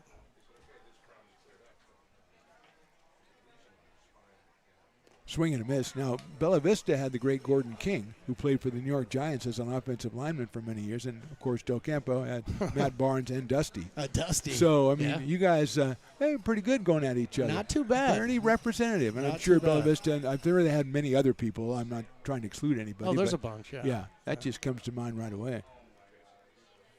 Fastball on the corner. Big pitch right there for Hansen at 88. Gerald kind of dialing it up there. He works mostly. We were talking about it with Pat.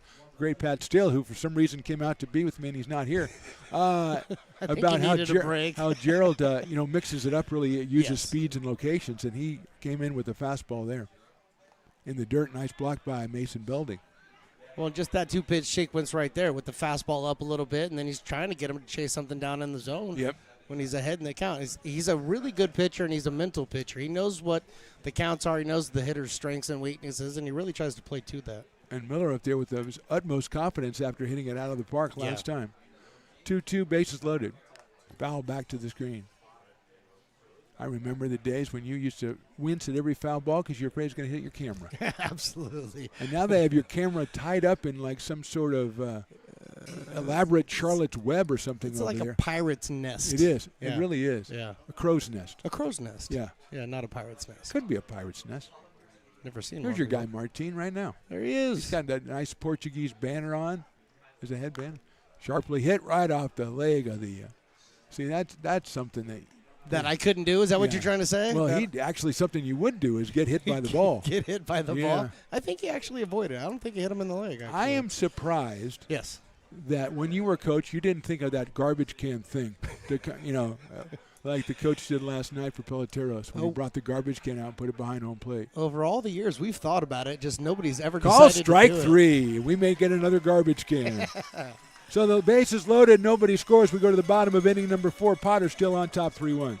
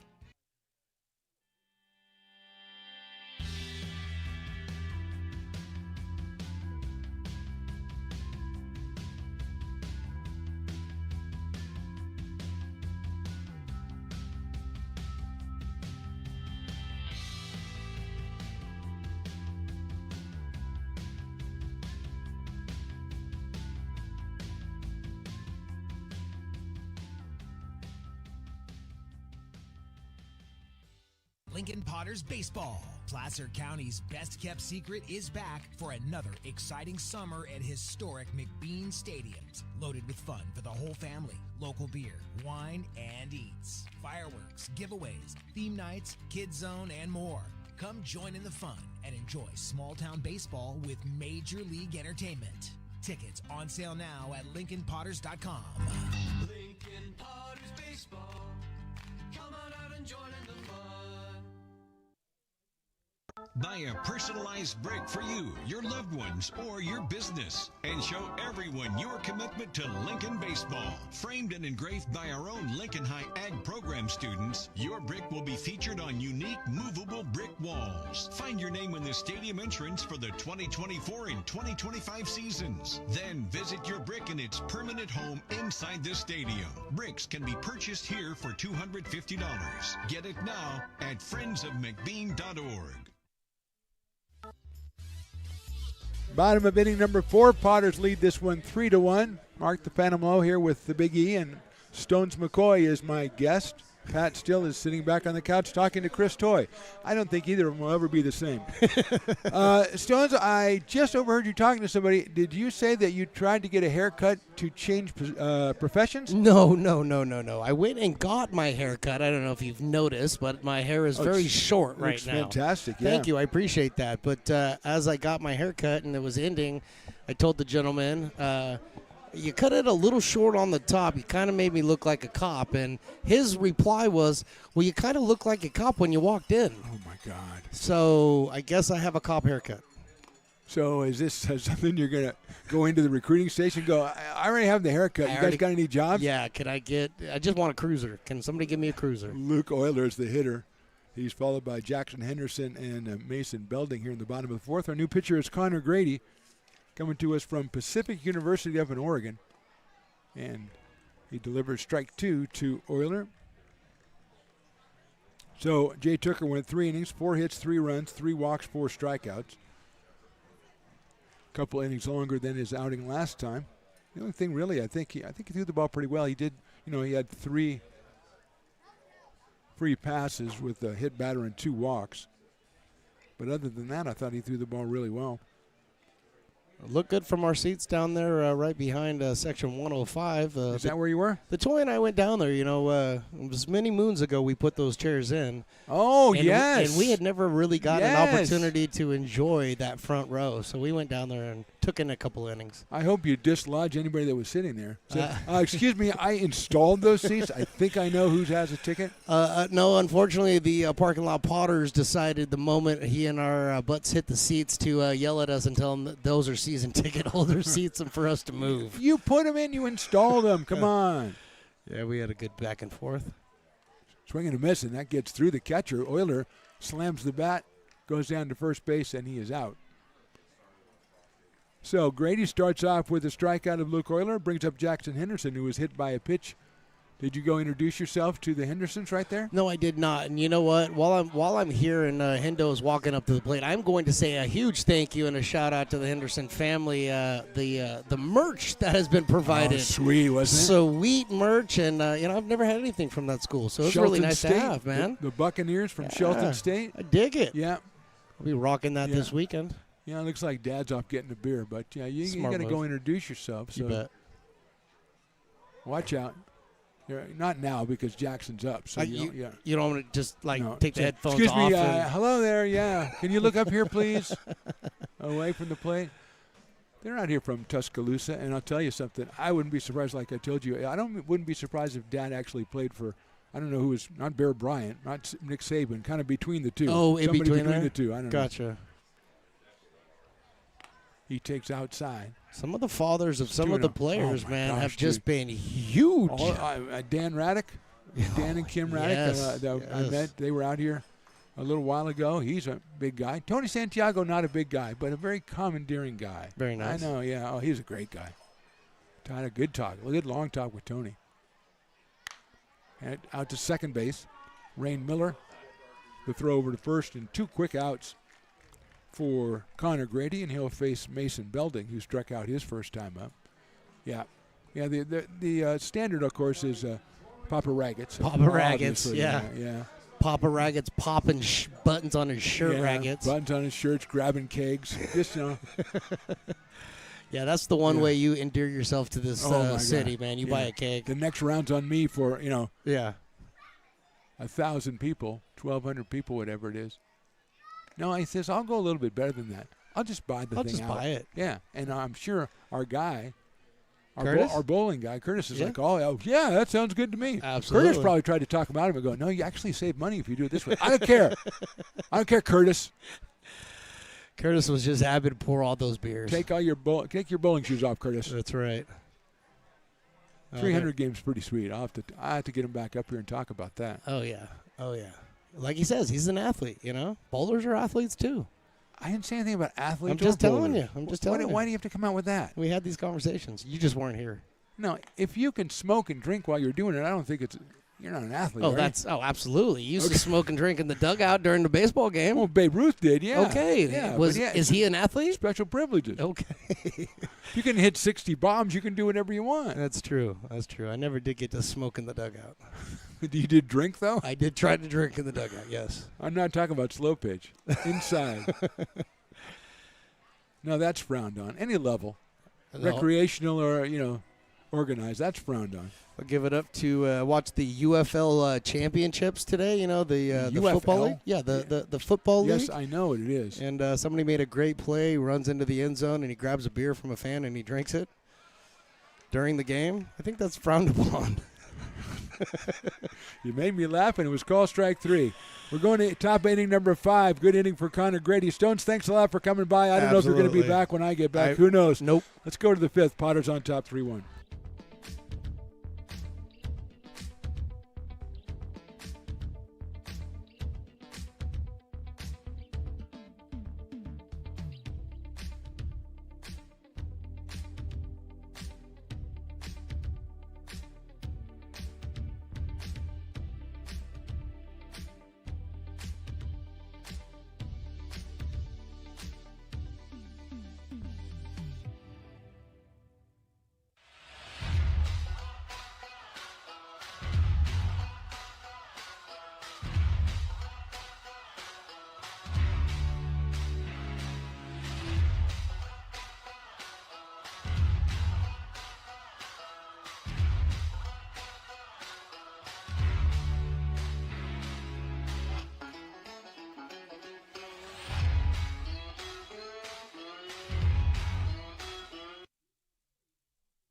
Potters fans want to keep restoring and renovating historic McBean Stadium? Now you can become a member of Friends of McBean. Annual membership start at $50. Become a member now at friendsofmcbean.org. When it comes to your home's maintenance and repairs, Jeffers Resource Group has you covered. Our handyman services offer a comprehensive range of expertise, from minor carpentry to drywall, electrical and flooring for property managers, landlords, and renters alike. We ensure that every job is completed to the highest standards, so you can have peace of mind. Contact us today to discover how Jeffers Resource Group can help keep your home in top shape. Hey, Potters fans, want to keep restoring and renovating historic McBean Stadium? Now you can become a member of Friends of McBean. Annual membership start at $50. Become a member now at friendsofmcbean.org.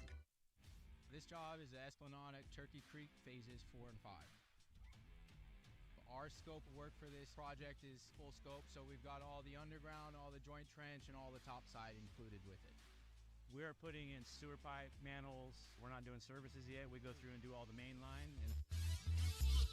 Top of the 5th inning, Mark the Phantom Low, the Big E, Evan, and Pat Still is back magically. I don't know why you put that other guy in here, but he was kind of interesting. Well, you said Chico State had to come back. Yeah, I did have to come back. Chico State, the home of our new pitcher, Brock McReynolds, number 19 for the Potters. He'll take on T.J. Smith, Ben Jordan, and Chris Fisher.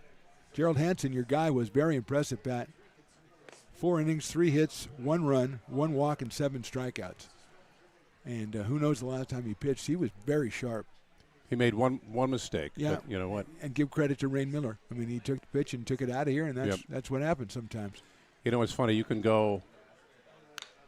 Grounder down to first base. Dobson will have it. That means, I didn't even tell you about this, the Farmers' 5th inning. If the first batter makes an out in any way, shape, or form, right, half off Farmers Brewing Company for the whole inning. Right now? Right now. Bye. Right. Yeah, well, no, we're Stones.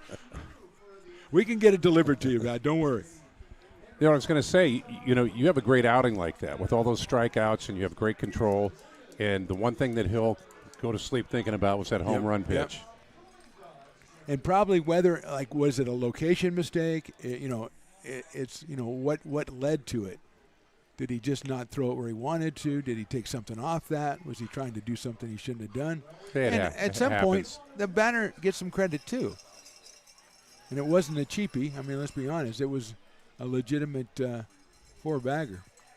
So here is Jordan. He struck out his first time. He is the dog batter, so he's striking out last time. If you can get a strikeout now, you'll have the rare double 50% off Farmers and Dueling Dogs, which means you go buy one of each, and you end up paying for just 1 beer. Okay, he's got a strikeout. Is that right? Well, that's for the promotion, yeah. And if you're Brock McReynolds, you're just trying to get an out, obviously. Oh, that looked like a strike to me. Oh, see, I like your attitude. Now, that's the that's the way I want umpires to be. But we got 3-0, according to the umpire, and he's the one who knows. So it's a little late to start the yapping, Willie. We got 3-0. Uh-oh, what happened? I'm throwing the ball, and he does a lot of throw the ball out of play. That's the throw the ball out of play umpire. He sees something he doesn't like, that ball out of here, you crazy kids. Now what happens to that baseball? It gets recycled and put back to him. Is that a batting practice? No, they give it back to him. We're not a big budget operation. Come on. We just paint over the. So he ball 4. So he makes sure that ball is thrown out of play, so it's not in.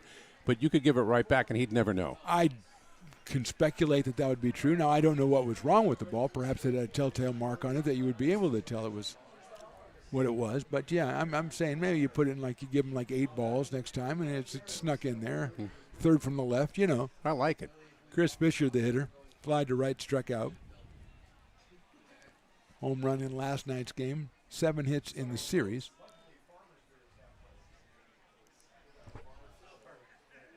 And McReynolds is outside. He's out of Newcastle, California. It's where my in-laws live. Yeah? I don't know if they know Brock. I was just going to ask. Where they had my party that you couldn't come to because you had a different commitment.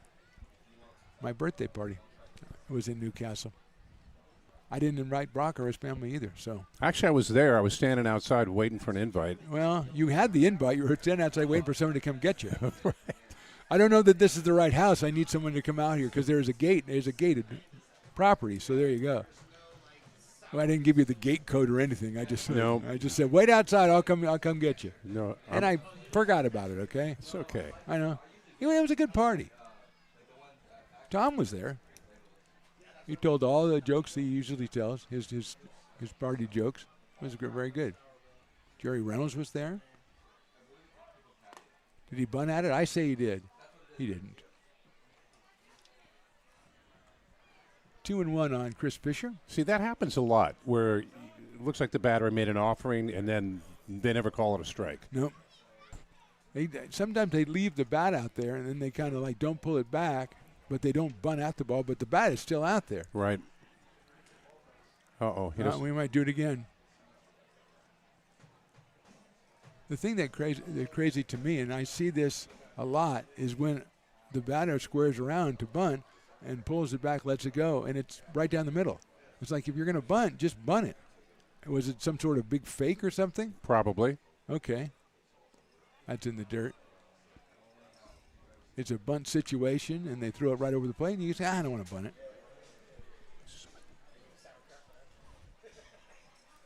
I was looking to see if I could find the coach who put the garbage can out yesterday, but I can't.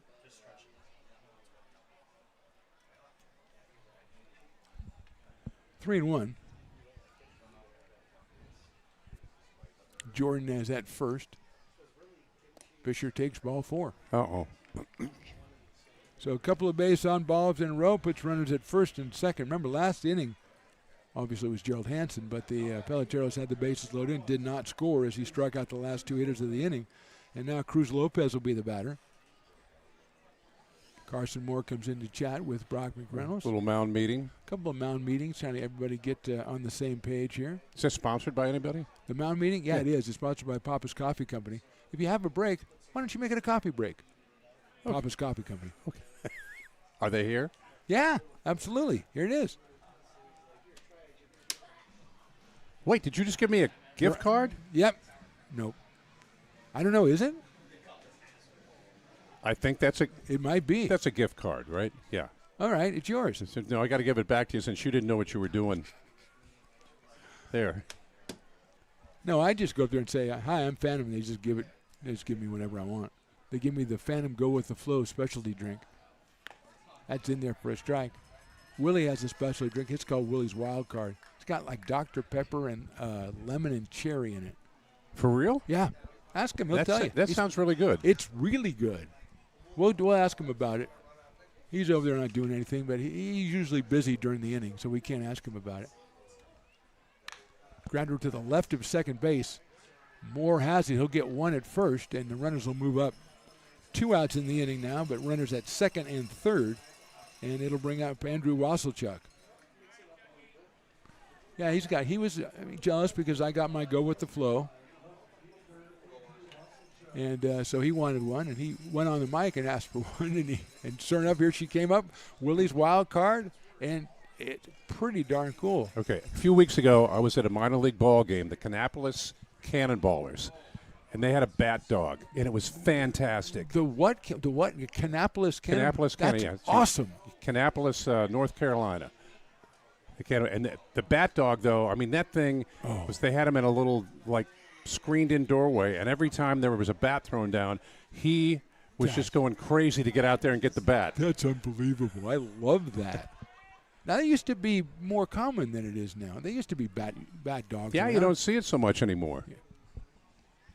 So when they open the screen, right? He darts out, right? And it's only on certain plays. Like if there's going to be a play at the plate or somewhere. Right. Just nobody on you. But it was hysterical because the first time they let him out, he picked up the bat, dropped the bat at home plate, and then ran back. It's like he had most of the idea. Fouled off. We didn't get the training totally done with this guy. No. Yeah. I remember when I was a kid, my uncle came to visit, and he had a dog, puppy, Scotty. He said, oh, yeah, he's paper trained. So we put newspaper down in the kitchen, and the dog was playing, comes running in the kitchen, puts its front paws on the paper, and pees on the floor. And then, since he's paper trained, he picked up the paper and started reading it. So, sort of paper trained. He had most of the idea. He's trained when he touches paper to pee. He just does. You got to get the other side on there. You got to get him to back into places. back to the backstop, but it comes all the way back, and Ben Jordan knew that. You can get caught up pretty badly as a runner at third here at McBean. Oh, Scotty. Scotty. So that sounds like so you went to the Rockhounds and got to sit in the reclining chairs in the shade. Yep. Then you went to Kannapolis. The Kannapolis Cannonballers. Single A team for the White Sox. And they had a bat dog. They had a bat dog. That's just awesome. Yep. And then, check this out. We saw went to see the Chattanooga Lookouts. Okay. The Double A team of the Reds. And one of the guys there watching the game, you ever see the movie The Blind Side? Yeah, I think so. Okay, the guy that was the coach, Bert. Run the dang ball, Bert. Yeah. That actor was there. He's sitting like 2 rows in front of us. So here's what happens. You go to a minor league ball game, you're going to get that level. Dude, it's random. You're random is what you are. You got a blindside guy, you got a bat dog, and you got recliners in the shade. Cody Ferrante is the batter. Bases loaded. Wasselchuk gets the base on balls. Ferrante hits it well to center field. Going back is Ryan Jackson. He makes the catch for the third out. So, once again, Peloteros threaten but don't score. We'll go to the bottom of the fifth. Potter's still on top 3-1. American River College is a top-tier community college sports program that provides student athletes with the opportunity to thrive both athletically and academically. ARC Athletics is currently ranked 5th in the state and 2nd in Northern California. With over 19 sports programs, our athletes compete with the region's best athletes. Our diverse and dedicated coaching staff helps athletes develop the skills necessary to compete at the next level. Start your community college athletics journey with us. American River College, Sacramento's best athletic program. Go Beavers.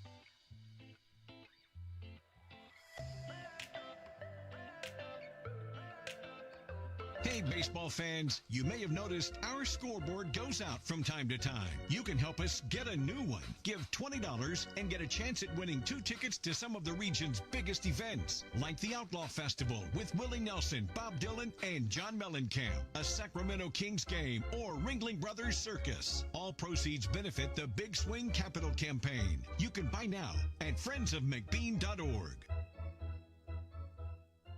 Hey everyone, this is Alex with the Downtown Lincoln Association. We're super excited to kick off Lincoln Loves Local, a new campaign designed to spotlight amazing businesses that make Lincoln so unique. We partner with the bottom of inning number 5. Potter's on top 3-1. Mark the Phantom Low here with the great Pat Steele. Pat, you keep telling me stories of your trip throughout. You took a trip with a couple of different stops you were telling me about, and you went to a minor league game in every stop. Right. You have stories from every game. You could do a podcast about your trip or something, because it sounds like stuff happened everywhere you went. Yeah, pretty much. We went to see the Chattanooga Lookouts. That's a Double-A team of the Cincinnati Reds. I was there with my brother and sister-in-law. Do you remember the movie The Blind Side? Oh, yeah. Okay. The guy that played the football coach, the high school football coach? Yeah. Run the dang ball, Bert. So that guy sat like 4 rows in front of us. He's checking out the lookouts as Ryan Jackson lifts one into short right center field. right fielder. That is Robertson comes in and makes the catch. You got to believe if we'd have gone all the way up to Major League Baseball and seen the Reds, we might have run into Sandra Bullock. Maybe Sandra from was the movie. there, yeah. But you know, when you're with the Double-A team, with the lookouts, you get Bert. Now, what was the story you were just telling me about the guy with the bubble gum, the cannonballs? Oh, we went to see one of the games with the Kannapolis Cannonballers. Yeah. They're the single-A team of the Chicago White Sox. They're in Kannapolis, North Carolina. And their mascot looks like some sort of space guy with an enlarged head and goggles. And he stood on the second deck. He had pieces of double bubble gum, and he just chucked them at kids and hit them in the back of the head. It's like, I don't know if he was having a bad day. Is he supposed to be like a human cannonball? Was it right? Pretty much, yeah. So he's just throwing gum at kids. Everywhere you go. Okay. Grounder down to first base, and oops. Smith tried to short hop it, and he couldn't make the play, and Dobson is safe at first base. I guess I have to give him an error on that, Pat. I'll go to you. Well, that is the best name in baseball, so I'm giving him a hit. Oh, right, because it's Brady Dobson. Right. Yeah, okay, yeah. All right. So he's at first base, and Quincy Malbrough. So you had the Rockhounds, you did the recliners in the shade. The cannonballs, they threw gum. Right. The lookouts, you had the guy from the blind side. What happened to the fourth game you went to? That was the Toledo Mud Hens, where my sister lives. Well, right? everybody knows them. They have a fantastic park. But the thing about that game was, it was the end of the school year. 11 o'clock start. 11 a.m. start? Yep. And we showed up, and there are all these huge yellow school buses. There's a bunch of elementary kids and some middle school kids all over the park. So anytime they flashed up, make some noise. Oh, jeez. It was like 1,000 cicadas were in your head. Oh, God. It was. And this high-pitched scream. Oh, my God.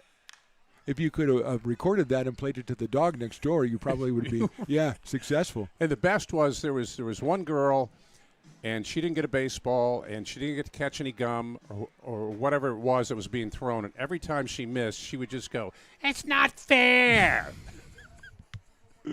So I don't think she had a good day. Oh, man. That's a minor league. You should do a travel show. Pat goes to the minor leagues, man. I'd say that's awesome. I'm telling you. That'd be awesome. I'll go with you. I love. Stones will go with you. I much prefer the Potters games in minor league baseball over Major League Baseball because the atmosphere is better. It's more fun. The mascots are great. Marlboro drives one into center field. It drops in front of Fisher for a base hit. Quincy has his third hit of the game. Dobson moves up to second, and with one out, Aiden Diome. You've got players who are trying to make it. They are just giving everything they've got. Not that Major League players don't. No. But there's no salary really involved. They're trying to make it to the next level. Right. Whatever that next level may be, going to a different school, going back to their same school and doing better, doing more, or finding a school. Yeah. Diome has grounded out and walked. He has an RBI back in the first inning. He's here with runners at first and second. Connor Grady in his second inning of work. Got Jackson to fly to right, but now Dobson and Marlboro have reached. And Aiden, who was hitting .500 coming in tonight with 2 home runs and 11 batted in. Check swing over in the area. You don't see a lot of times where they bring out a plastic garbage can in the majors and put it behind home plate. I didn't see that in the minors either. Well, I mean, that might be a night, garbage can night, something like that. Maybe you could do like a whole show on certain minor league and independent level baseball protests. Absolutely, I love it. Because I think coaches, maybe they're not so much now because it's a different generation, but I think at some level, coaches used to study old Billy Martin tapes, and kicking stuff on the plate, and Earl Weaver. They'd study those two guys and then come out, and those are some pretty good role models if you want to cause some disruption. Earl Weaver, if you don't know who that is, look him up. He was the best. He was the best. Gets away from the catcher and going to second and third are Diome and Marlboro. I think he may have had a play at third, didn't realize it. I don't know if he wanted to try to wing it because he didn't look like he had his feet set, and I know if he wanted to try to wing it. There's been plays in this 6-game series, throws to third that didn't go so well for Peloteros. But now runners at second and third, and Aiden Diome looking to pick up a couple more runs batted in. And he'll take a ball. That will run the count full at 3 balls and 2 strikes. If you want to see some people who look absolutely worn out, like you're having a bad day, and you're able to look at him and go, oh, I feel sorry for that dude. He's having a worse day than me. Take the people who chaperone a bunch of elementary kids to a baseball game. Jeez. And it's probably, if it's at the end of the school year, that's foul. Absolutely. End of the school year, it's the parents that haven't done anything all year. And they go, I got to do one thing this year, and they end up having to chaperone the kids. Okay, we'll do the baseball game. That sounds like fun. Right, and they cannot get to the beer line fast enough. Well, that's probably frowned on when you're taking school kids, but yeah, it's minor league baseball. No one's going to know. Outside, ball 4. Hayden gets his second base on balls. He'll go down to first to load the bases for Carson Moore. And I tell you, a shortcut, the predecessor of the Big E was Riley the engineer. Riley used to have a rule, you can't beat a grand slam. So if you hit a grand slam, you're the player of the game no matter what. Oh, really? Yeah, well, that's what Riley's theorem was. I'll call it that. But he was proven correct many times. I got to go with that. Yeah. I mean, if you get a grand slam now, if your team's up 16-0, you hit a grand slam. Should we go tell him? I think he already knows. It's common lore around the clubhouse. It's Riley's theorem. It's Carson Moore. What do we got warming up down there in the bullpen? We've got a couple of, or just one, a left-hander looks like. You know what we have there, Jackson, Santa? We got a couple of guys from the other team who are warming up. One of them's Jackson Seal. Uh-huh. Yeah, out of Butte Community College, which makes him a road runner. Huh. Yep. And the conversation breaks up. The umpire didn't even go out and break it up. He let him talk. But he says, that's one visit by them. Thank you, ump. I'm writing that down on my visit form here. Got a visitor's form like you do when you sign in to go visit any place. That poor guy. I wonder how much water he's been through. Umpire? Yeah. Yeah, it's tough. It's a tough gig. Thankfully for home plate, he's in the shade for most of the game. The base ump has to move around. Moore, it's a high fly ball to center field. Pretty deep center field. Fisher is into left center. He'll make the catch. Everybody's tagging. The throw comes into third. It's a sacrifice fly, and the Potters lead 4-1. Dobson, the best name in baseball, scores. Everybody else moves up one. Moore picks up his 8th run batted into the season, and now with 2 outs, it'll bring up Jackson Norton. And I'm feeling a Jackson Norton home run today. Are you? I am. It's a Jackson home run. It's either going to be Norton or Henderson. I don't know which one. Well, pick one. Or Ryan, because we have Ryan Jackson, too. So I'm feeling a Jackson home run. It takes 33% of the roster, okay? I played that pretty well, I think. I think you did. I think I did. Single and a strikeout for Norton. Takes outside from Grady, 83 miles an hour. Connor from Pacific University up in Oregon, up there. I'm going to say their mascot's the Lumberjacks. Do you know that for real? I know that for, what do you think, I'm Evan? I know everything? No, of course not. But whenever, he'll look it up and he'll tell us what it is, and he'll act like he knew it all the time. And I commend that. That's good. Well, that's good research. That is, well, it's a good way to play it off, too.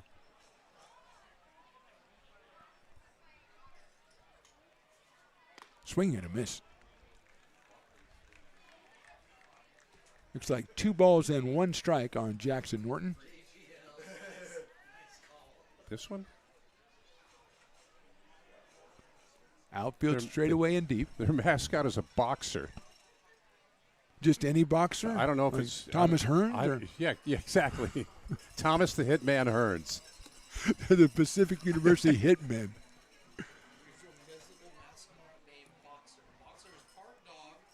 Oh, it's a creature.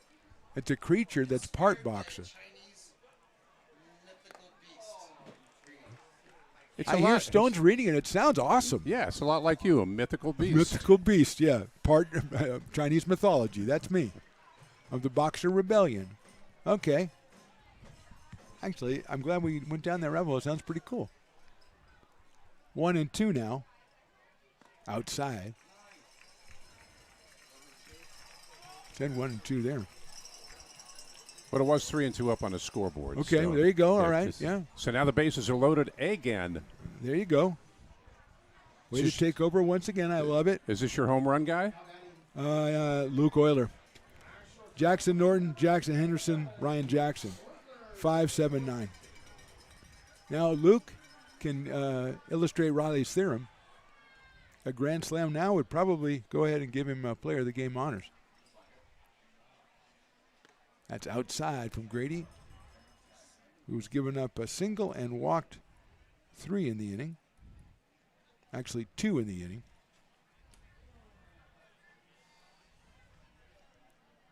Carson Moore has the sacrifice fly. Potters lead at 4-1. We're in the 5th. That's ouch. A jam job, which ends up in front of the Peloteros dugout, and Luke's going to say, I don't know if this bat is up to factory specs anymore. I don't think it is. Yeah, I think we might want to get a little quality control on this baby. And so I'm from Rockland. We have pretty high quality bats in Rockland. So this is not going to pass muster right here. You know. Piper the Peacock's been kind of low-key today. Of course, he's got to compete with the superheroes, who I haven't seen in a while. Ever since we saw Wonder Woman and Supergirl come by, we haven't seen them for a while. So most of these guys play in college metal bats and Wood Bat League, which this is, do they provide their own bats? I do not know that, but I don't think so. Because, as you said, they probably don't have any cause to have wood bats since they use metal bats all the time. But it's something we can send. We can send somebody down. An intrepid reporter can find out for us. That is a ball. 2-1 on Luke Euler out of University of Nevada, Reno. He has 4 runs batted in on the summer, looking to double that right now and put himself in contention.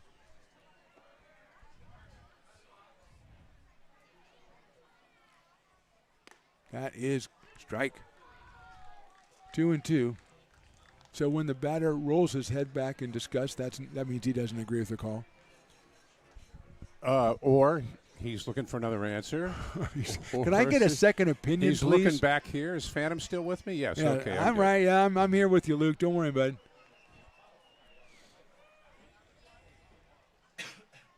That is. I thought we were here for a ring 'em up. Yep. I really did.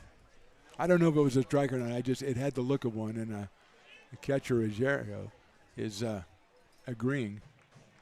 So it's a full count. The bases are loaded. 2 outs.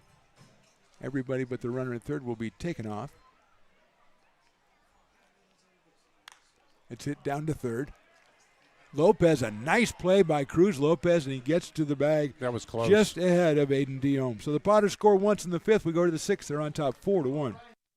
Buy a personalized brick for you, your loved ones, or your business, and show everyone your commitment to Lincoln baseball. Framed and engraved by our own Lincoln High Ag program students, your brick will be featured on unique movable brick walls. Find your name in the stadium entrance for the 2024 and 2025 seasons. Then visit your brick in its permanent home inside the stadium. Bricks can be purchased here for $250. Get it now at friendsofmcbean.org. I'm Bill Spear, North Valley president of 5 Star Bank. In a time when business can feel so uncertain, we're here for you every step of the way. I know they have a lot of bells and whistles within their bank, but just the relationship piece here locally on the business side is huge for us. 5 Star treats us like we're number one. They're right there with suggestions, with help. So I have to bank with people that have our mission in mind. We're 5 Star Bank. How can we help you? Hi, Bill Evans, president of the Placer County Association of Realtors. We're in the store, our conference facilities, an amazing team that helps keep together an amazing organization. And we thank them all. This organization can't do what it does and can't run the way it runs without the help of so many members volunteering their time. The success of the Placer County Association of Realtors is largely dependent on our active volunteer members to help our organization and industry. The work of our committees greatly impacts our ability to champion efforts across the board and giving back to the Placer County community wherever we can. Like all service organizations, I wanted to serve. And getting involved with the affiliate committee was the perfect way to do that. I love being able to serve my community with my business friends and other leaders and give back to those who are in need. The thing I love about the PCAR committees is they all work toward the same goal of bringing the community together to support those in need in our surrounding area. I instantly came to the meeting and had a wonderful time, felt like I was a part of something bigger, and it was just the start of my leadership journey.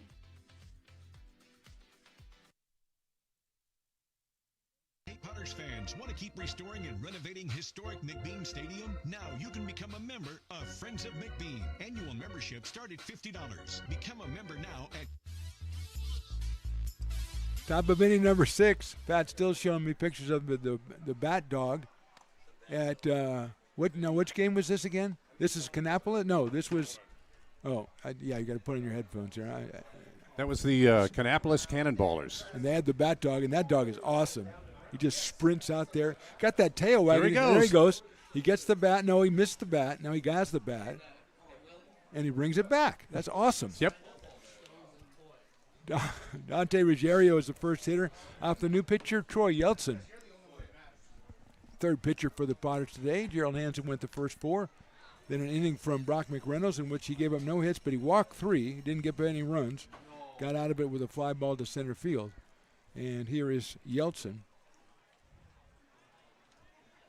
So, and you showed me the other one that had the fireworks, and they didn't let fog or anything. No, they said, well, I know you can't see these fireworks, but we're shooting them off. It's fireworks. About the 7th inning, fog rolled in, right? Fog and mist. We don't have that problem. Right, and it was dark, and they went ahead with the fireworks anyway, out past center field, and you're like, I don't know if those are taillights. What is that? I don't know. You could see there's strike 3 on Ruggiero. You could see. I could see the fireworks in your video there. I'll bring up Cade Robertson.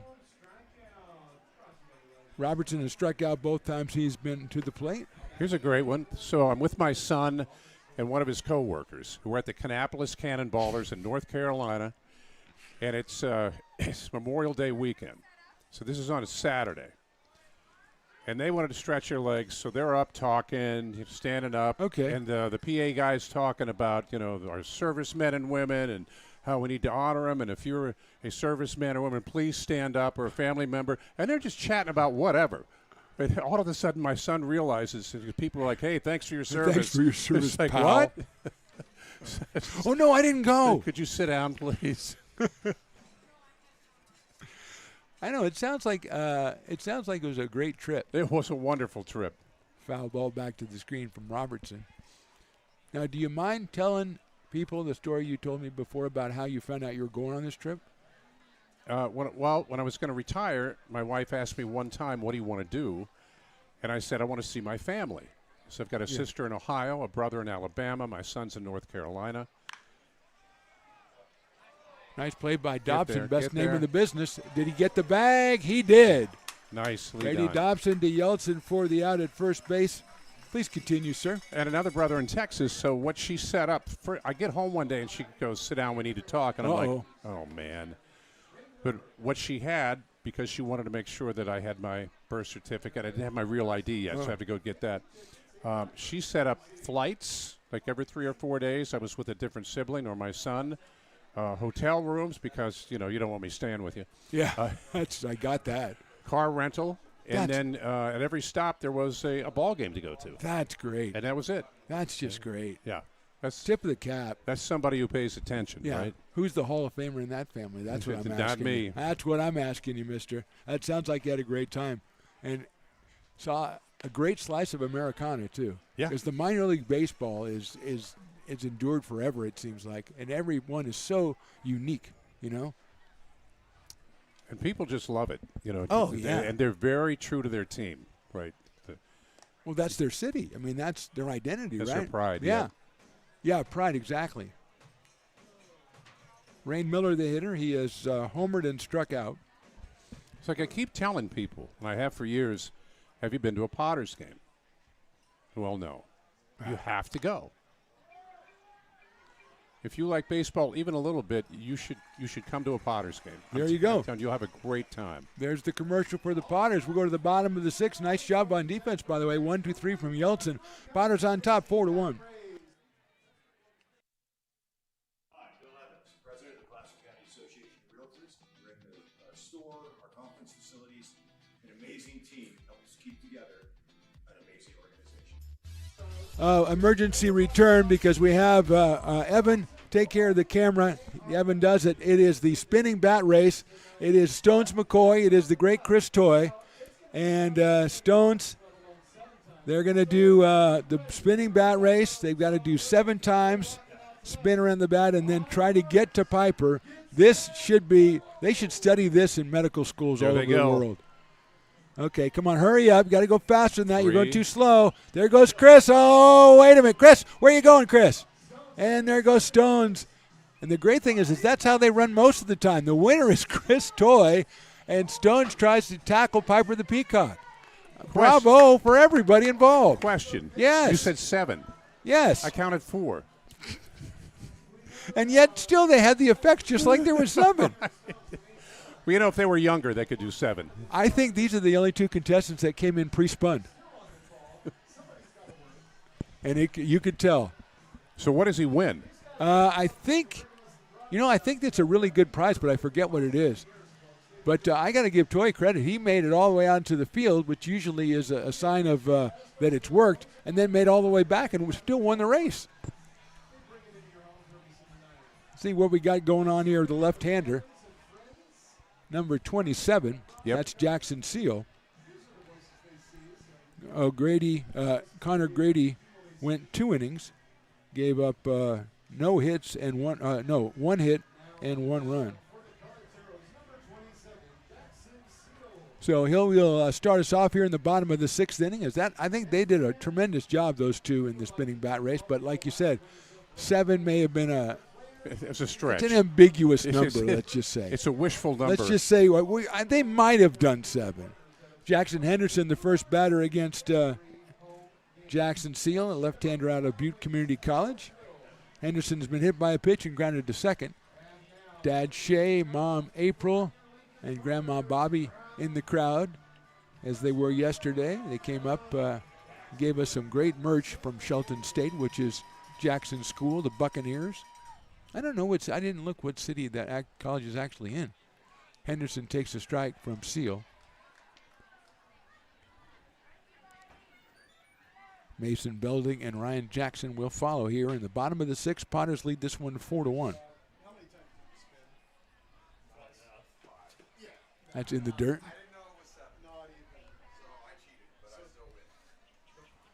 Now there are already talks of doping, and there's already talks of cheating as far as how many times they spun. Chris said he spun 5 times.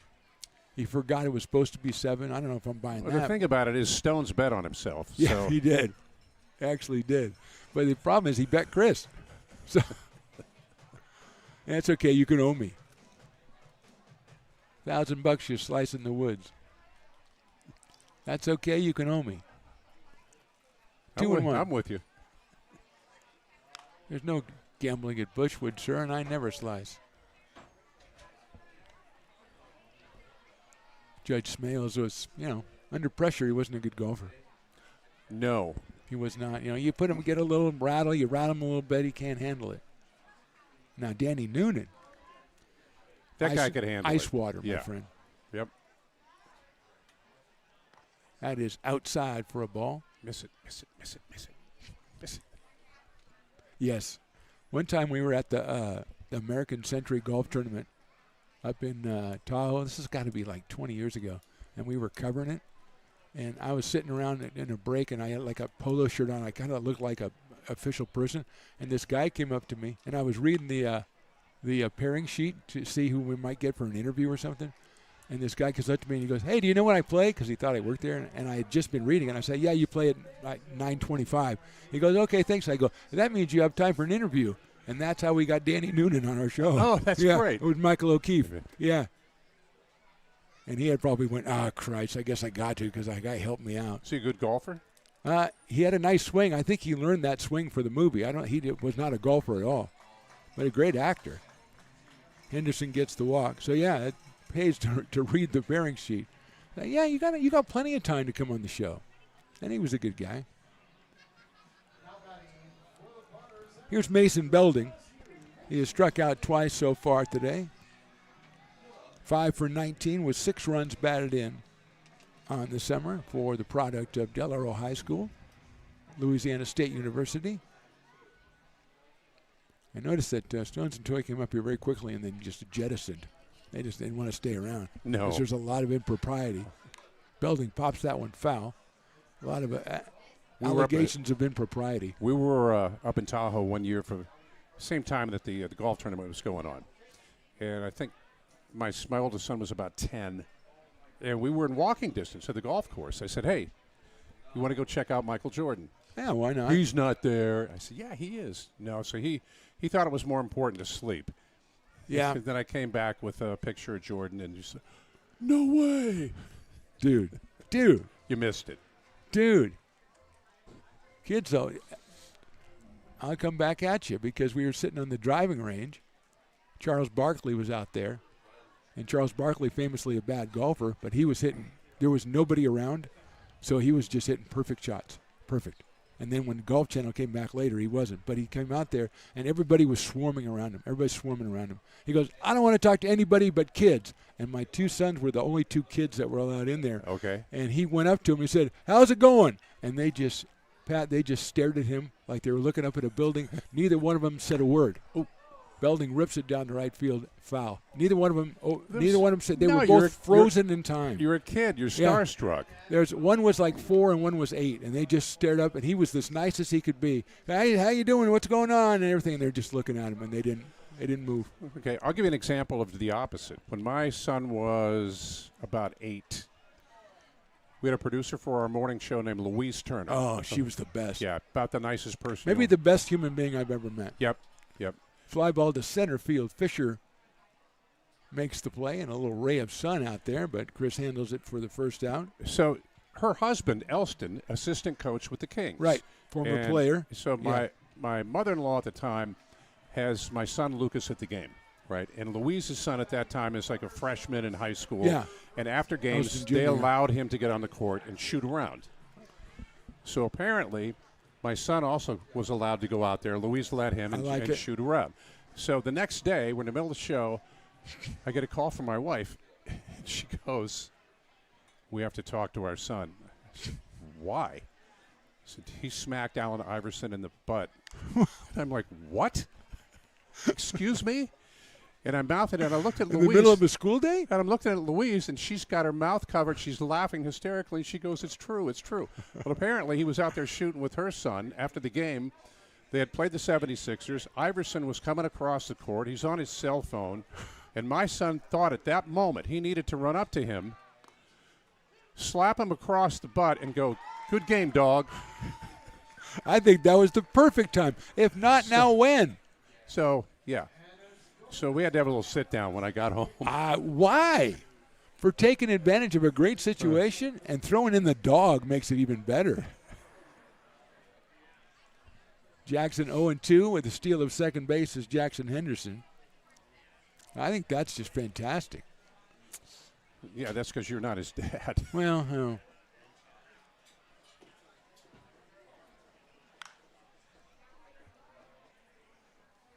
Fouled out of play. 0-2.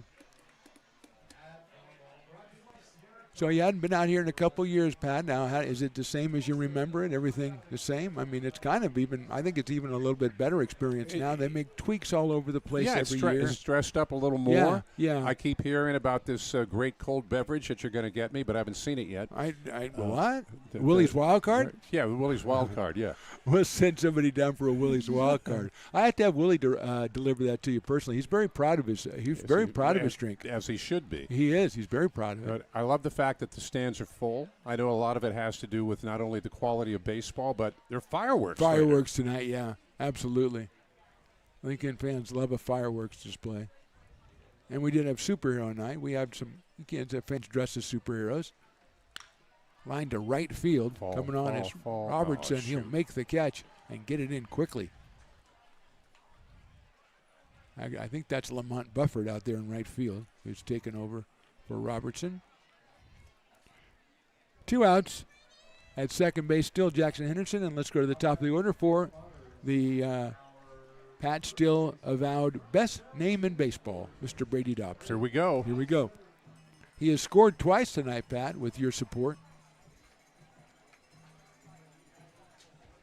He's going to get a hit here and bring in a run. Well, that would be excellent, first of all, and it would be his 8th run batting of the season.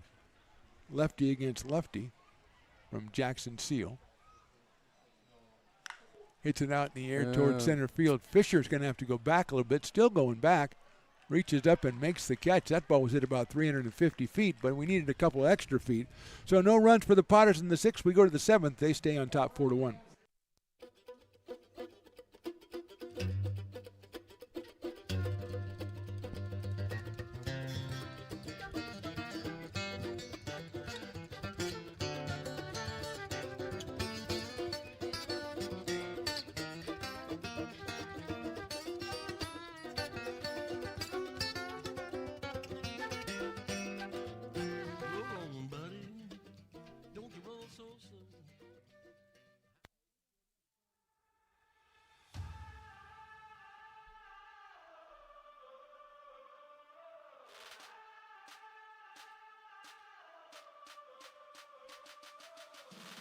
You, our labor is rising.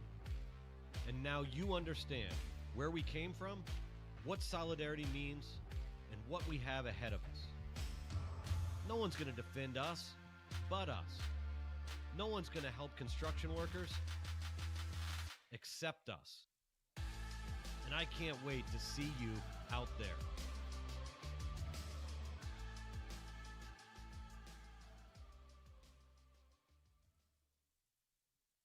American River College is a top-tier community college sports program that provides student athletes with the opportunity to thrive both athletically and academically.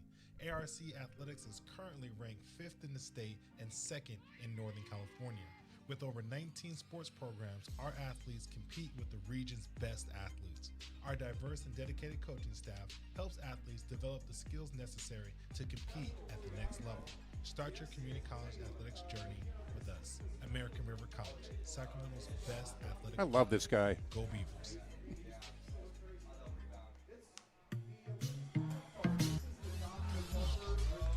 That button means your mic's on. So when you said you loved Willie, he knows it now. Good. That's good.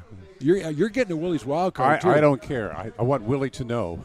He's great. He has been here since day one, game one. He's been at every Potters game in 10 years. He is absolutely fantastic at his job. He's got to be the best PA guy in the business. He could go national anytime he wanted to. I mean, come on. But he loves it. But here. he loves Lincoln, and he's a staple of the community. What do we got going? T.J. Smith here, and then Ben Jordan and Chris Fisher against Dawson Raddick, who was in for the Potters. Yeltsin, good job. 3 batters faced, 3 batters retired. Raddick out of Gretna, Nebraska, delivers it outside. And Reinhardt College, they're the Eagles. Submarine guy. He is a submarine guy, yeah. Like the Hunt for Red October, something like that. Smith has grounded to second and grounded to first. So TJ is 0 for 2. He was Timothy for the first 2 games, and they wrote him as TJ today. So I'm going with TJ as a more baseball name. Seems like Since it. you're the big baseball name guy, you've already christened Brady Dobson as the What's best his last name? Smith, TJ Smith. TJ Smith. Yeah. Yeah, TJ's much better. Okay. He'll take a strike right there. Just celebrate you approving of his name. TJ takes a strike. It's 2-1.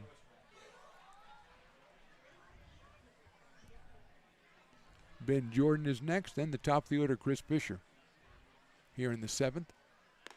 TJ takes outside, 3-1. Potters pitchers 4 free passes, 8 strikeouts so far, 7 of those by the starter, Gerald Hansen, who made a great return to Potterland with 4 one-run innings. And that's ball 4. So that's the 5th free pass from Potters pitchers. And Ben Jordan, who struck out and walked. He is the dueling dogs batter, so last inning. Oh, no, actually not the last inning because this is fireworks night, so beer sales do not stop after the 7th inning. But he can get half price on dueling dogs for all these thirsty fans, and there are a lot of them who are thirsty. It's a thirsty business, being a fan. Hit down to first base. Dobson's going to go to second for one. They get a double play back to first. No, because there's nobody covering. And running it down. Dobson, I think, made the correct play to go to first, but then he anticipated somebody taking over. He anticipated Radek covering first, but didn't happen that way. No, it didn't. And that's what they teach you, right? If you're the shortstop or second baseman, you get that throw. You throw it back. You throw it over the bag. Yeah. Unfortunately, when there's three guys standing around the bag, you don't know which one. You just throw it to the bag. But there's somebody three guys. take it.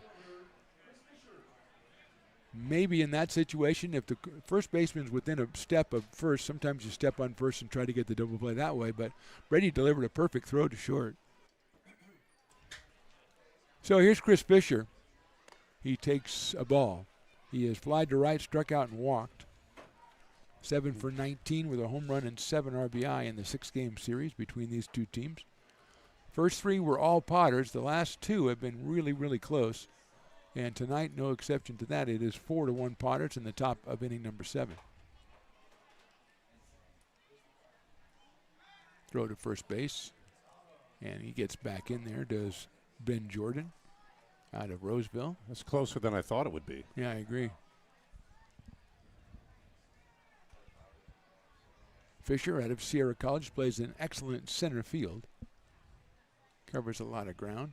As you point out, Pat, the ball really carrying the center field, especially tonight. And both center fielders have had to move back on balls I thought were going to come down 20 feet shorter than they did. Home run power for Fisher as the Potters 4-1 lead here. Cruz Lopez, the third baseman, follows Chris Fisher. Jordan inching off over at first base. Radek to the plate, hit out on a hop to shortstop. Going to be a tough play. Second base 1. They're not going to go to first. Smart. Yep. Euler just getting the 1. Fisher will be at first, but Euler to Moore at second base, and Carson wisely holding on to it rather than throwing it away with very small chance of getting Fisher at first base. So here's Cruz Lopez. A couple of groundouts and a strikeout for Cruz, so he is 0 for 3 tonight. Left-handed hitter against Dawson Radek. Potters also got looks like a left-hander warming up down in their bullpen, and there's activity as well for Peloteros as the first pitch is high to Cruz Lopez. Pat's still here with me tonight. We thank him for doing that. Coming back out here to Lincoln. I know it's a trek for you, and you don't think you're treated well at the gate. I understand that. I love the drive. People aren't taking care of you. Every time I make that drive from my house, I always say to myself, why don't I live out here? I should live out here. Hey, I can get you good tickets to the Potters every night. Can you? You could probably get like tonight? You could. No, tonight I couldn't. Tonight's a sellout. I go, hey, can I get a ticket for Pat? It's a sellout, dude. Come on. Outside from Dawson. What if you asked me if there was a +1? What if there would have been a +1? Then I would have worked on getting you tickets. My +1 would have been at the sidewalk right now. No, you would have been. The +1 would have been in here. Right. I know priorities, my friends. I don't always act on them, but I know them. There goes the runner. The pitch is a strike. The throw to second is perfect. That was beautiful. And he is out. That was fantastic. Gorgeous. A throw by Belding, the tag by Euler. Textbook stuff. It's time to stretch, Pat, as you've got your Willie's wild card. Let's celebrate. I'm going to be lost for a minute. Bottom of the 7th. Potters on top by 3.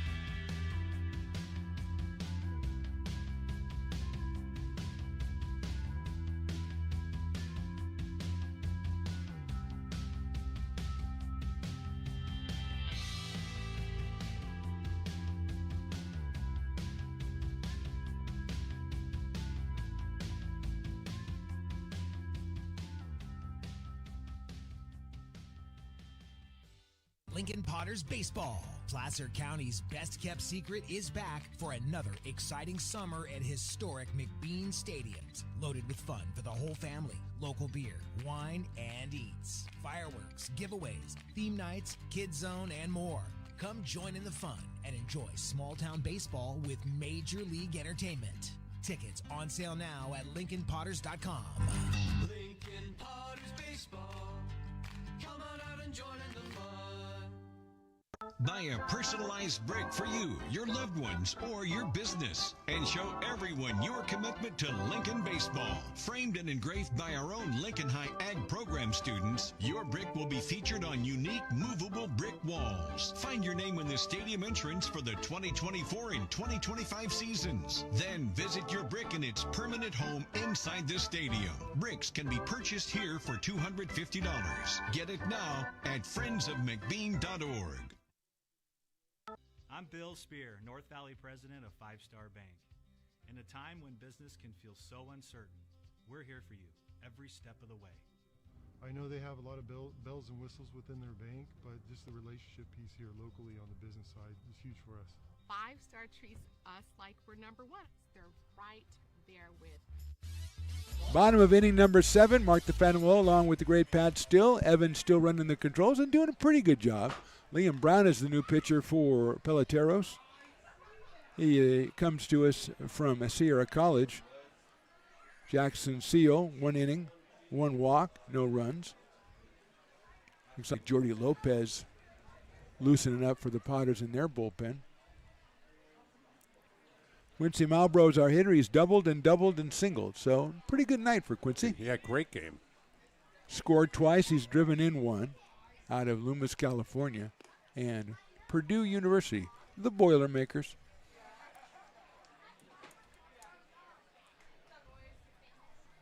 Two 2-0 on Quince.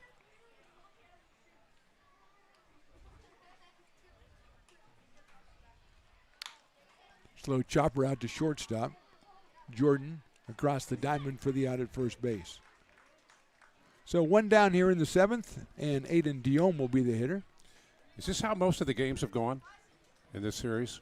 No. This is a lot tighter then. Yeah, well, like I say, the first 3 games last weekend were 7-2, 9-2, 19-5 Potters. Thursday was extra innings, I think it was 9-8. Last night was 10-8, and now it's 4-1. So much more competitive this second week. Part of it is because Peloteros had played a little bit better defense. So they gave up a lot of runs in that first 3. Their pitching has been better in these 3 games than it was in the first 3. Potters pitchers have been a little bit. We still have had a pretty high total of walks and stuff, but pitching has been a little better. It's just been kind of more evenly matched. And today, it was a pretty well pitched game on both sides. Do you think there are a lot of walks lately because they're working on stuff, or is it that seeking velocity versus command? I think a lot of it, especially early, is just because, and we talked about it a little bit before, just because pitchers haven't pitched in a while, and they're just not in a groove, and they don't pitch enough to get in a groove. Now, a couple of the Potters we've seen tonight, like Dawson Raddick, they're getting him out there every second or third game because he's out of the pen. But you don't pitch that much, and you just need to get in the groove. And then you have some guys who are just really wild, and we've had a couple of those this summer as well. But you're just gonna get those kind of games. Diome takes a ball. 2-2 on Aiden. He is grounded out and walked twice. Out of Roseville, California, West Park High School. He takes ball 3.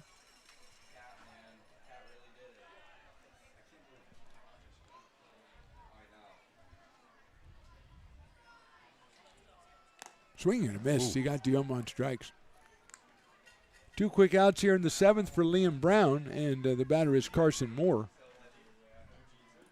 Carson flied to center, struck out and hit a sacrifice fly. So 0 for 2, and he picked up his 8th run batted in of the summer. Out of San Diego State, went to Del Oro High School. The Eagles or the Golden Eagles, one of the two. San Diego State, man, beautiful campus. Beautiful. Yeah. There's a strike. My son went to Westmont, which is in Santa Barbara. Yes. And every time I went down there to see a game or just to visit him, I'd always leave with this. Don't get used to it. The world isn't like that? No. Well, he's in North Carolina now? Yeah, Charlotte. There's some beautiful country in North Carolina. Charlotte is an amazing town. It really is. It's like Sacramento on steroids with a little more history. Okay. 1 ball and 2 strikes on Mr. Carson Moore. Yeah, I hear good things about North Carolina. The scuttlebutt, the talking by the water cooler. Is that what you hear? That's what I hear. I'm not saying it's San Diego. Okay, I'm not saying that.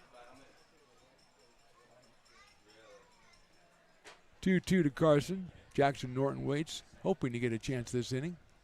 Brown delivers high and outside. Past couple of years has been a guy that works. I'm retired, so I'm not in the building anymore, but there was a guy that still works for 1140, the same station used to work for. And he grew up in San Diego. And so I would always ask him, "You're from San Diego?" "Yeah." "What are you doing here?" Answer, "I don't know." And with that, we go to the top of the 8th inning. Potters on top 4-1. President of the Placer County Association of Realtors. We're in the store, our conference facilities, an amazing team help us keep together an amazing organization. And we thank them all. This organization can't do what it does and can't run the way it runs without the help of so many members volunteering their time.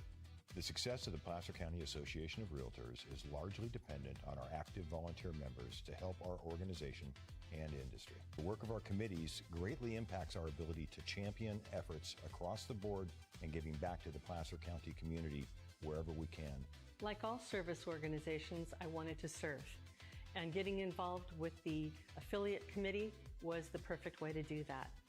I love being able to serve my community with my business friends and other leaders and give back to those who are in need. The thing I love about the PCAR committees is they all work toward the same goal of bringing the community together to support those in need in our surrounding area. I instantly came to the meeting and had a wonderful time, felt like I was a part of something bigger, and it was just the start of my leadership journey.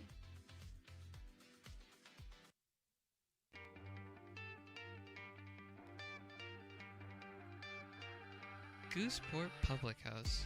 We have sports on 10 big screen TVs, 23 beer taps with classics and crafts, a full bar with creative craft mixed drinks, live music, and most importantly, great fresh food. In downtown Roseville off Vernon Street, only 15 minutes from the ballpark. See ya at Gooseport.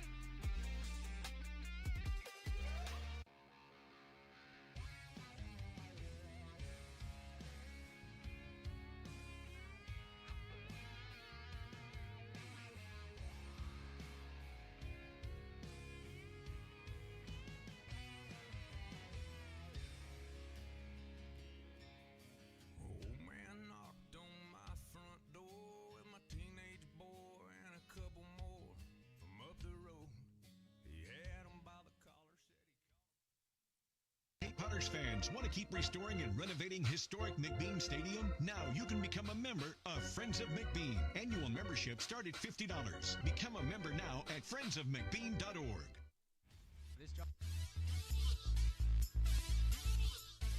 Top of the 8th inning. Jordi Lopez on the mound. He is the new pitcher for the Potters. Cruz Lopez is the hitter, but more importantly, Pat, you got your Willie's wild card. What do we got? It's awesome. Who came up with this concoction? I think it was the Papa's Coffee Company. I don't know that Willie gave him specifications or what.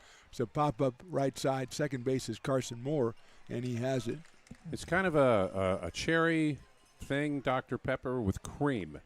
Yes, that's how he described it. That was actually Devin Zavala who hit for Cruz Lopez and popped out. But you're loving it. You're loving Willie's wild card. And he likes it when people enjoy his drink. You're gonna have to. He wrote it around for everybody. Peel me off the ceiling when this is over. Maybe we should have given you Willie's wild card in the first inning and not the. Oh, I hear you. Not the 8th. It's not an 8th inning drink. That is a ball. That's Wasilchuk at the plate. And Andrew has walked twice and grounded to short. Are we allowed to say the Knicks won? Well, I don't know. Why don't you test that? Yeah. So New York is going crazy. I think there's some World Cup action in New York, and now we have Knicks fans all over the streets, and so that's got to be a nice combination. Yep. I mean, I'm happy for him. At the same time, I'd rather be here at the moment. Yeah, I don't think I'd want to be there. I don't want to be in there. Would you rather be there now, or would you rather be there when they drop the ball on New Year's Eve? Ooh. When they make that thing, well, we've been standing out here for like 37 hours. And I'm freezing. There's a million people. Where do you go to the bathroom? I'm sorry. That's all I want to know. In New York? I think wherever you want. That's exactly the answer, my friend. 2-1. But you made a great point, though. You said every game you looked at in that series, in the third quarter, Spurs had a double-digit lead. Yeah. And they lost 4 out of 5. That's crazy. I think some of that is youth in the players and the coach. I don't want to take away from this ball game because the Potters are ahead. They're playing well. Yes, they are. But I don't understand the offensive sets of the San Antonio Spurs. You have a 7'5" guy and you put him in the corner on offense. Okay, I'm going to disagree with you because he's 7'6".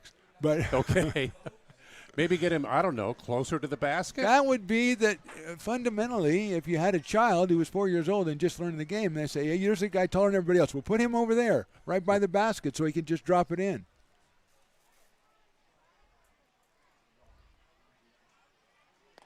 Check swing, did he go? No, he did not. Remember, Kira Crandall, who sang our national anthem? Yeah. That age person would know what to do with Wembanyama. Right. She would know. Put the big guy over there by the basket. It's not that simple. Okay, maybe it's not. Maybe it is. Look, what do we know? We're Kings fans. We don't know, yeah. We just have people and we pass on them and let them go to other teams, and then they go to the playoffs. Well. Or fire coaches. Look at the finals. I did. Mike Brown. Excuse me, he got his ring, right? Yeah, well, he had one already, but congratulations to him. I mean, that's pretty cool. And the Spurs, the thing about the Spurs is they'll get passes for the most part, and rightfully so, because they're ahead of schedule, as weird as that sounds. Mm-hmm. They weren't supposed to be there this year. Here's Cody Ferrante. Struck out, singled, and flied to center. The fly to center was back in the fifth, and he hit it deep to center field. Flagged down by Ryan Jackson. Wow, not a good day for De'Aaron Fox. He took 15 shots. He made 3. Okay. He scored 7 points. That's not good. No. Mm-mm. And that was a home game, right? That's at Yep. San Antonio? Yep. Yeah, you don't want to lose the last game of the finals on your home floor. That's not a good look, since you've already lost a couple of games on your home floor. In fact, you didn't win one in the series on your home floor, right? Let's see. Because they lost the first 2.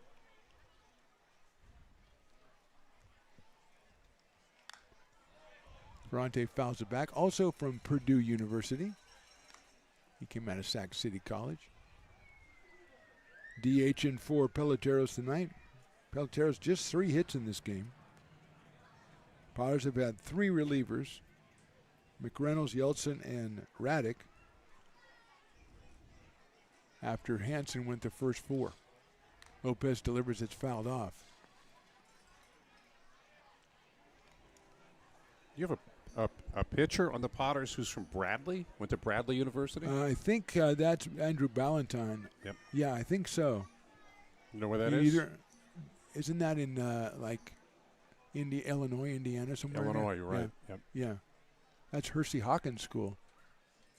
Fastball, and everybody's leaving except for the umpire. And that's not a good sign. You know, went to Bradley is Jim Less. Yes, very good. Is he still coaching UC Davis? He is. Oh, yeah. very good. 2-2 on Cody. Potters thought they should be in the dugout, but it rarely works out the way you want it to. And they're leaving again, and Jordi Lopez has left the mound twice. If he does it one more time, that would be a record. See, it's not like the bat throwing thing. When you're the pitcher and you're leaving the mound, it has no effect on the call the umpire's making because it's already made. Full count on Ferrante. Swings and misses. Breaking pitch, have to throw to first to make it official, and they put the seal on it. We'll go to the bottom of inning number 8. Potters stay on top, 4-1. Lincoln provides all the charm of a small town, yet still provides access to excellent local medical care. At Lincoln Urgent Care, you can find expert services and a compassionate staff available 7 days a week. Our friendly front desk staff will welcome you when you come into our brand new facility. Your wait time will be minimal at our walk-in clinic, unlike the emergency room. From broken bones and lacerations to allergies, flu shots, and illnesses, we treat a variety of urgent medical conditions. What sets us apart is not just our central location in Lincoln, but the convenience of our extended hours, including weekends. We've become Lincoln's first choice for urgent care because we treat patients of all ages for a variety of conditions and take most insurances. We're proud to be an approved provider for veterans and welcome in our military patients. From our family to yours, we're here when you need us.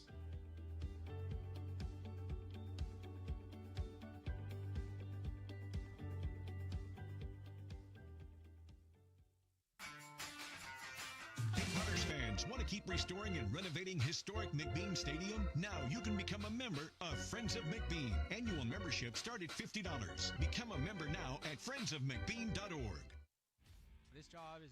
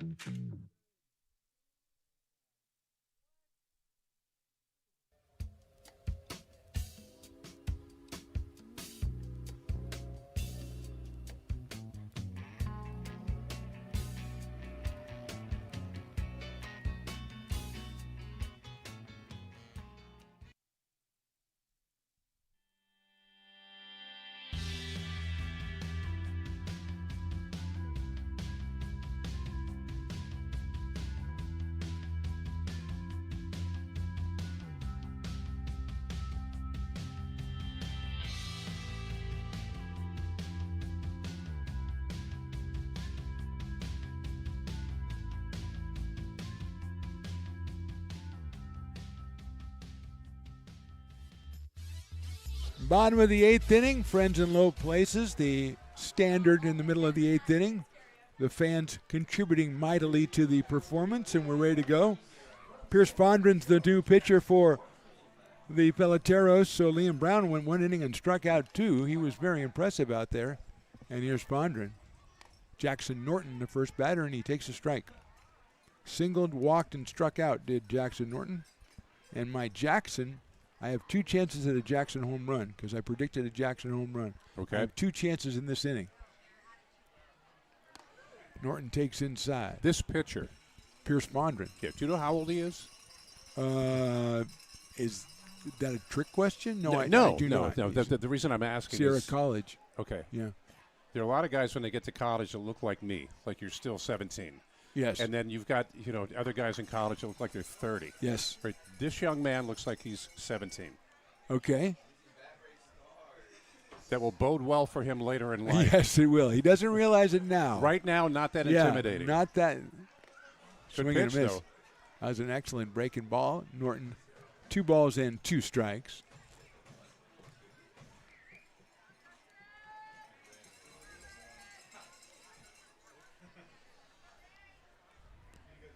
Tooker, Grady, Seal, Brown, and now Fondren for Peloteros. Outside 3-2. Potters with just 5 hits in this game.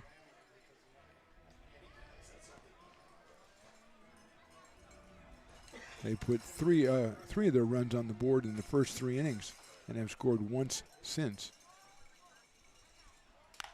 Grinder to the left of the second baseman, scoops it up. That's Rain Miller, and he gets Norton at first base. Yep. Not only a well-pitched game for both sides so far, but also really good defense. Yep.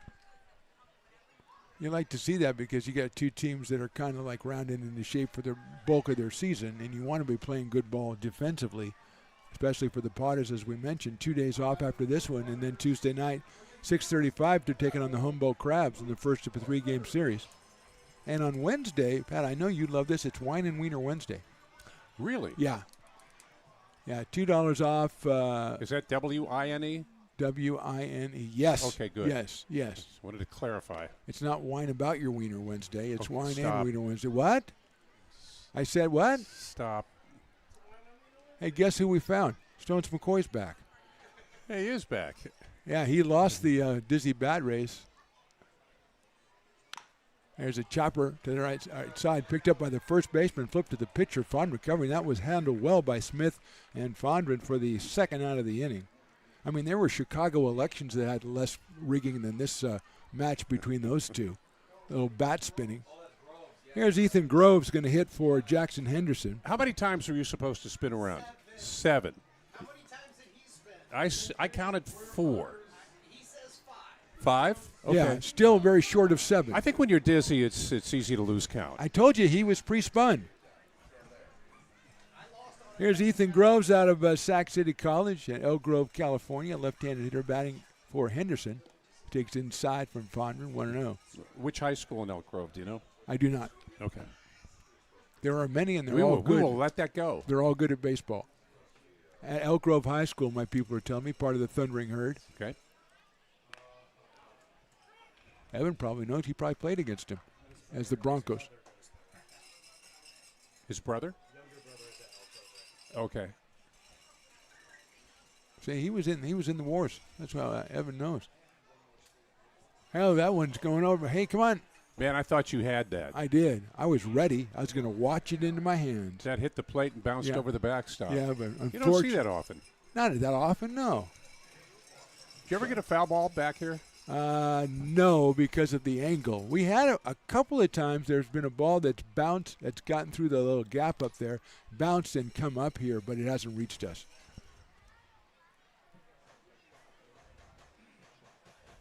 One time I think there was a ball that hit the front of the plate and came all the way up and actually did clear that fence and was down in those very fancy seats down there.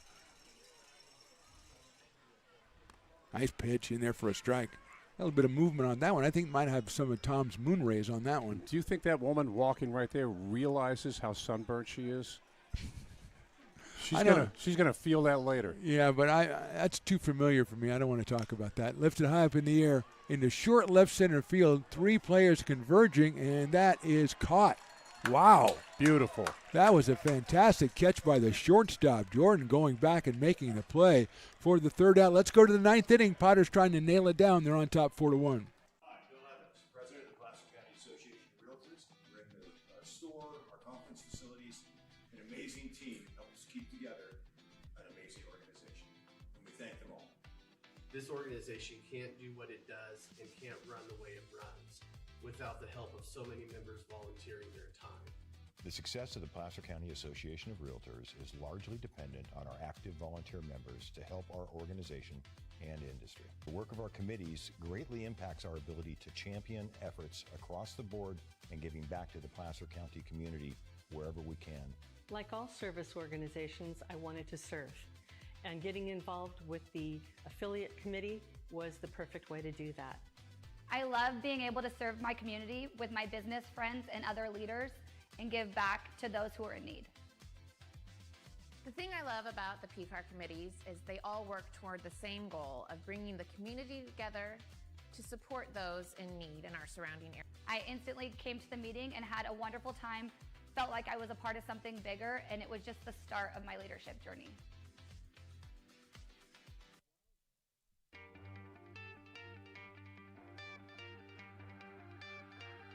Gooseport Public House. We have sports on 10 big screen TVs, 23 beer taps with classics and crafts, a full bar with creative craft mixed drinks, live music, and most importantly, great fresh food. In downtown Roseville off Vernon Street, only 15 minutes from the ballpark. See ya at Gooseport.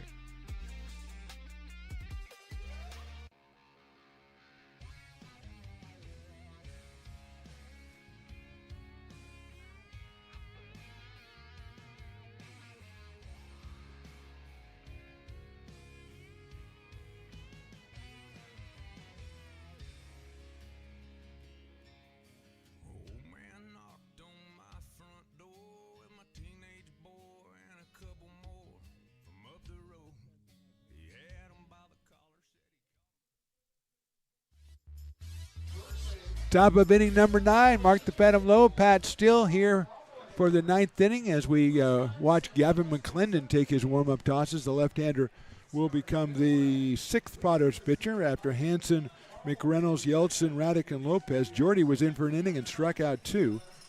And so it will be McClendon, and behind the plate, Kyle Pedersen, the new catcher out of Roseville, and UC Davis.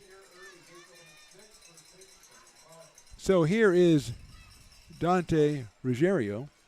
What kind of giveaways do you guys have? You have like a bobblehead night or clear bag night? We have stuff. We have bobbleheads and stuff. Sure, absolutely. Jersey night? No, I don't know if we have jersey night. I think this is Devin Johnson hitting. Free ribs? We have. How did you know rib night was coming up? Look, I got to plot out my summer. I need free stuff. Well, you plot out your trips, build them around minor league baseball. Yeah. I understand that. So we got you a Willie's wild card and a hat tonight. That's pretty good. Exactly. So what's the next giveaway? What's the next giveaway? Grounder out towards shortstop. Euler for the out. So wait a minute. Now we got the promo schedule right here. You're not. That promo schedule looks a lot like a dark screen. There we go. No, it was the wrong. Screen. Here we go. Teacher Appreciation Day. Oh, there it is. I can't read that. Come on. Forget it. Come on, these kids today. Lamont Bufford is the batter. Batting for Robertson. You have like free brats or burgers. We have Wine and Wiener Wednesdays. $2 off hot dogs and the special bacon wrapped hot dog at Fat Cat. Okay. Yeah. Is that every Wednesday? Every Wednesday there's a game, yes. Wine and Wiener Wednesday. And there's Thirsty Thursday. I don't know what Taco Tuesday was last week, but we ran out of tacos in the 6th inning, so I don't know if we're going to do that again. I went to a 49ers game years ago, and they ran out of hot dogs. So how do you do that? Well, you don't plan, okay? It's the same way you take a 7'6" guy and put him in the corner. So now poor planning. I went to a bowl game at what is it? There's strike 3, and 2 outs quickly in the inning, and that'll bring up Rand Miller. No, I don't think that's him. Now, will Gerald Hansen get the win? Should they hold on? Yes, he will. Be a happy boy. That is Rand Miller, number 2. Okay, very good. Rain is homered, struck out, and grounded out. Yeah, Gerald Hansen in summer ball. Usually, it's not. You don't have to go 5 innings if you're a starter. If you go 3 or 4 innings and you're impressive and you leave with a lead, then usually you'll get the win. Okay, you went to a bowl game and it was like a real minor bowl game. It was Florida State and UCLA, and it was a long time ago. And by the second quarter, they had run out of everything. Everything? Everything. Uh-oh, the last strike guy is back. The last strike guy is back. He's legendary. He's mythological, and he's back. He's got the crowd in a frenzy on fireworks night. 2 strikes on the batter. McClendon delivers. Swung on in line to left field. It is a base hit. The last strike guy is fired. We has fired the last strike guy. Now he's got to wait. Not a good night for him. He lost the bat race. Here's the thing, though. A real last strike guy can wait for the next batter, then have him get 2 strikes, and then get the crowd back up on a pitch. Okay. That's what he'll do. Got a pinch hitter, and number 22, that is Marcus Mickle. So Mickle comes on as Miller singles. Mickle comes on in the T.J. Smith spot. T.J. was 0 for 2, and here's Mickle. Inside for a ball.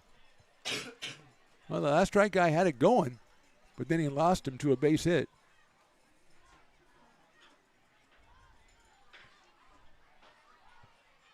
That is in there for a strike, 1-1. Mickle out of West Valley Community College. They are the Vikings. We're getting close. Well, yeah, we're halfway there. Is that what you're saying? Mm-hmm. Swinging a foul. Here we go. Can he do it again? Yes. He's mad. Oh, I hope you kids are watching the original last strike guy. Get the fans going. Look at that. The Hendersons are going. Everybody's going. Fans are on their feet. They're delirious. It's like they spun around 7 times on a bat. 4. 1 ball over 4. 1-2 pitch swung on and miss. He did it. He did it. The last strikeout did it, and so did you, Pat Still. Potters win it. 4-1, our final score, my friend. Thank you so much. Thanks for having me. Absolutely incredible. Always fun. It's a blast. Thanks a lot, buddy. Pat Still is the man. He's the best. Go and Potters. he is our guest, and the Last Strike Guy makes a cameo appearance. No post-game tonight because we got fireworks coming. We will say congratulations to the Potters pitchers. They threw a 3-hitter at the Peloteros, 4-hitter at the Peloteros, and Gerald Hansen, 4 innings, 3 hits, 7 strikeouts. He got the win, and he is our player of the game tonight, Gerald Hansen. So, Mark the Phantom Lowe, Pat Still, E. Stones McCoy, Chris Toy, Willie Preston, Just Plain Luke, and Max. We all say thanks for watching. We'll see you next time.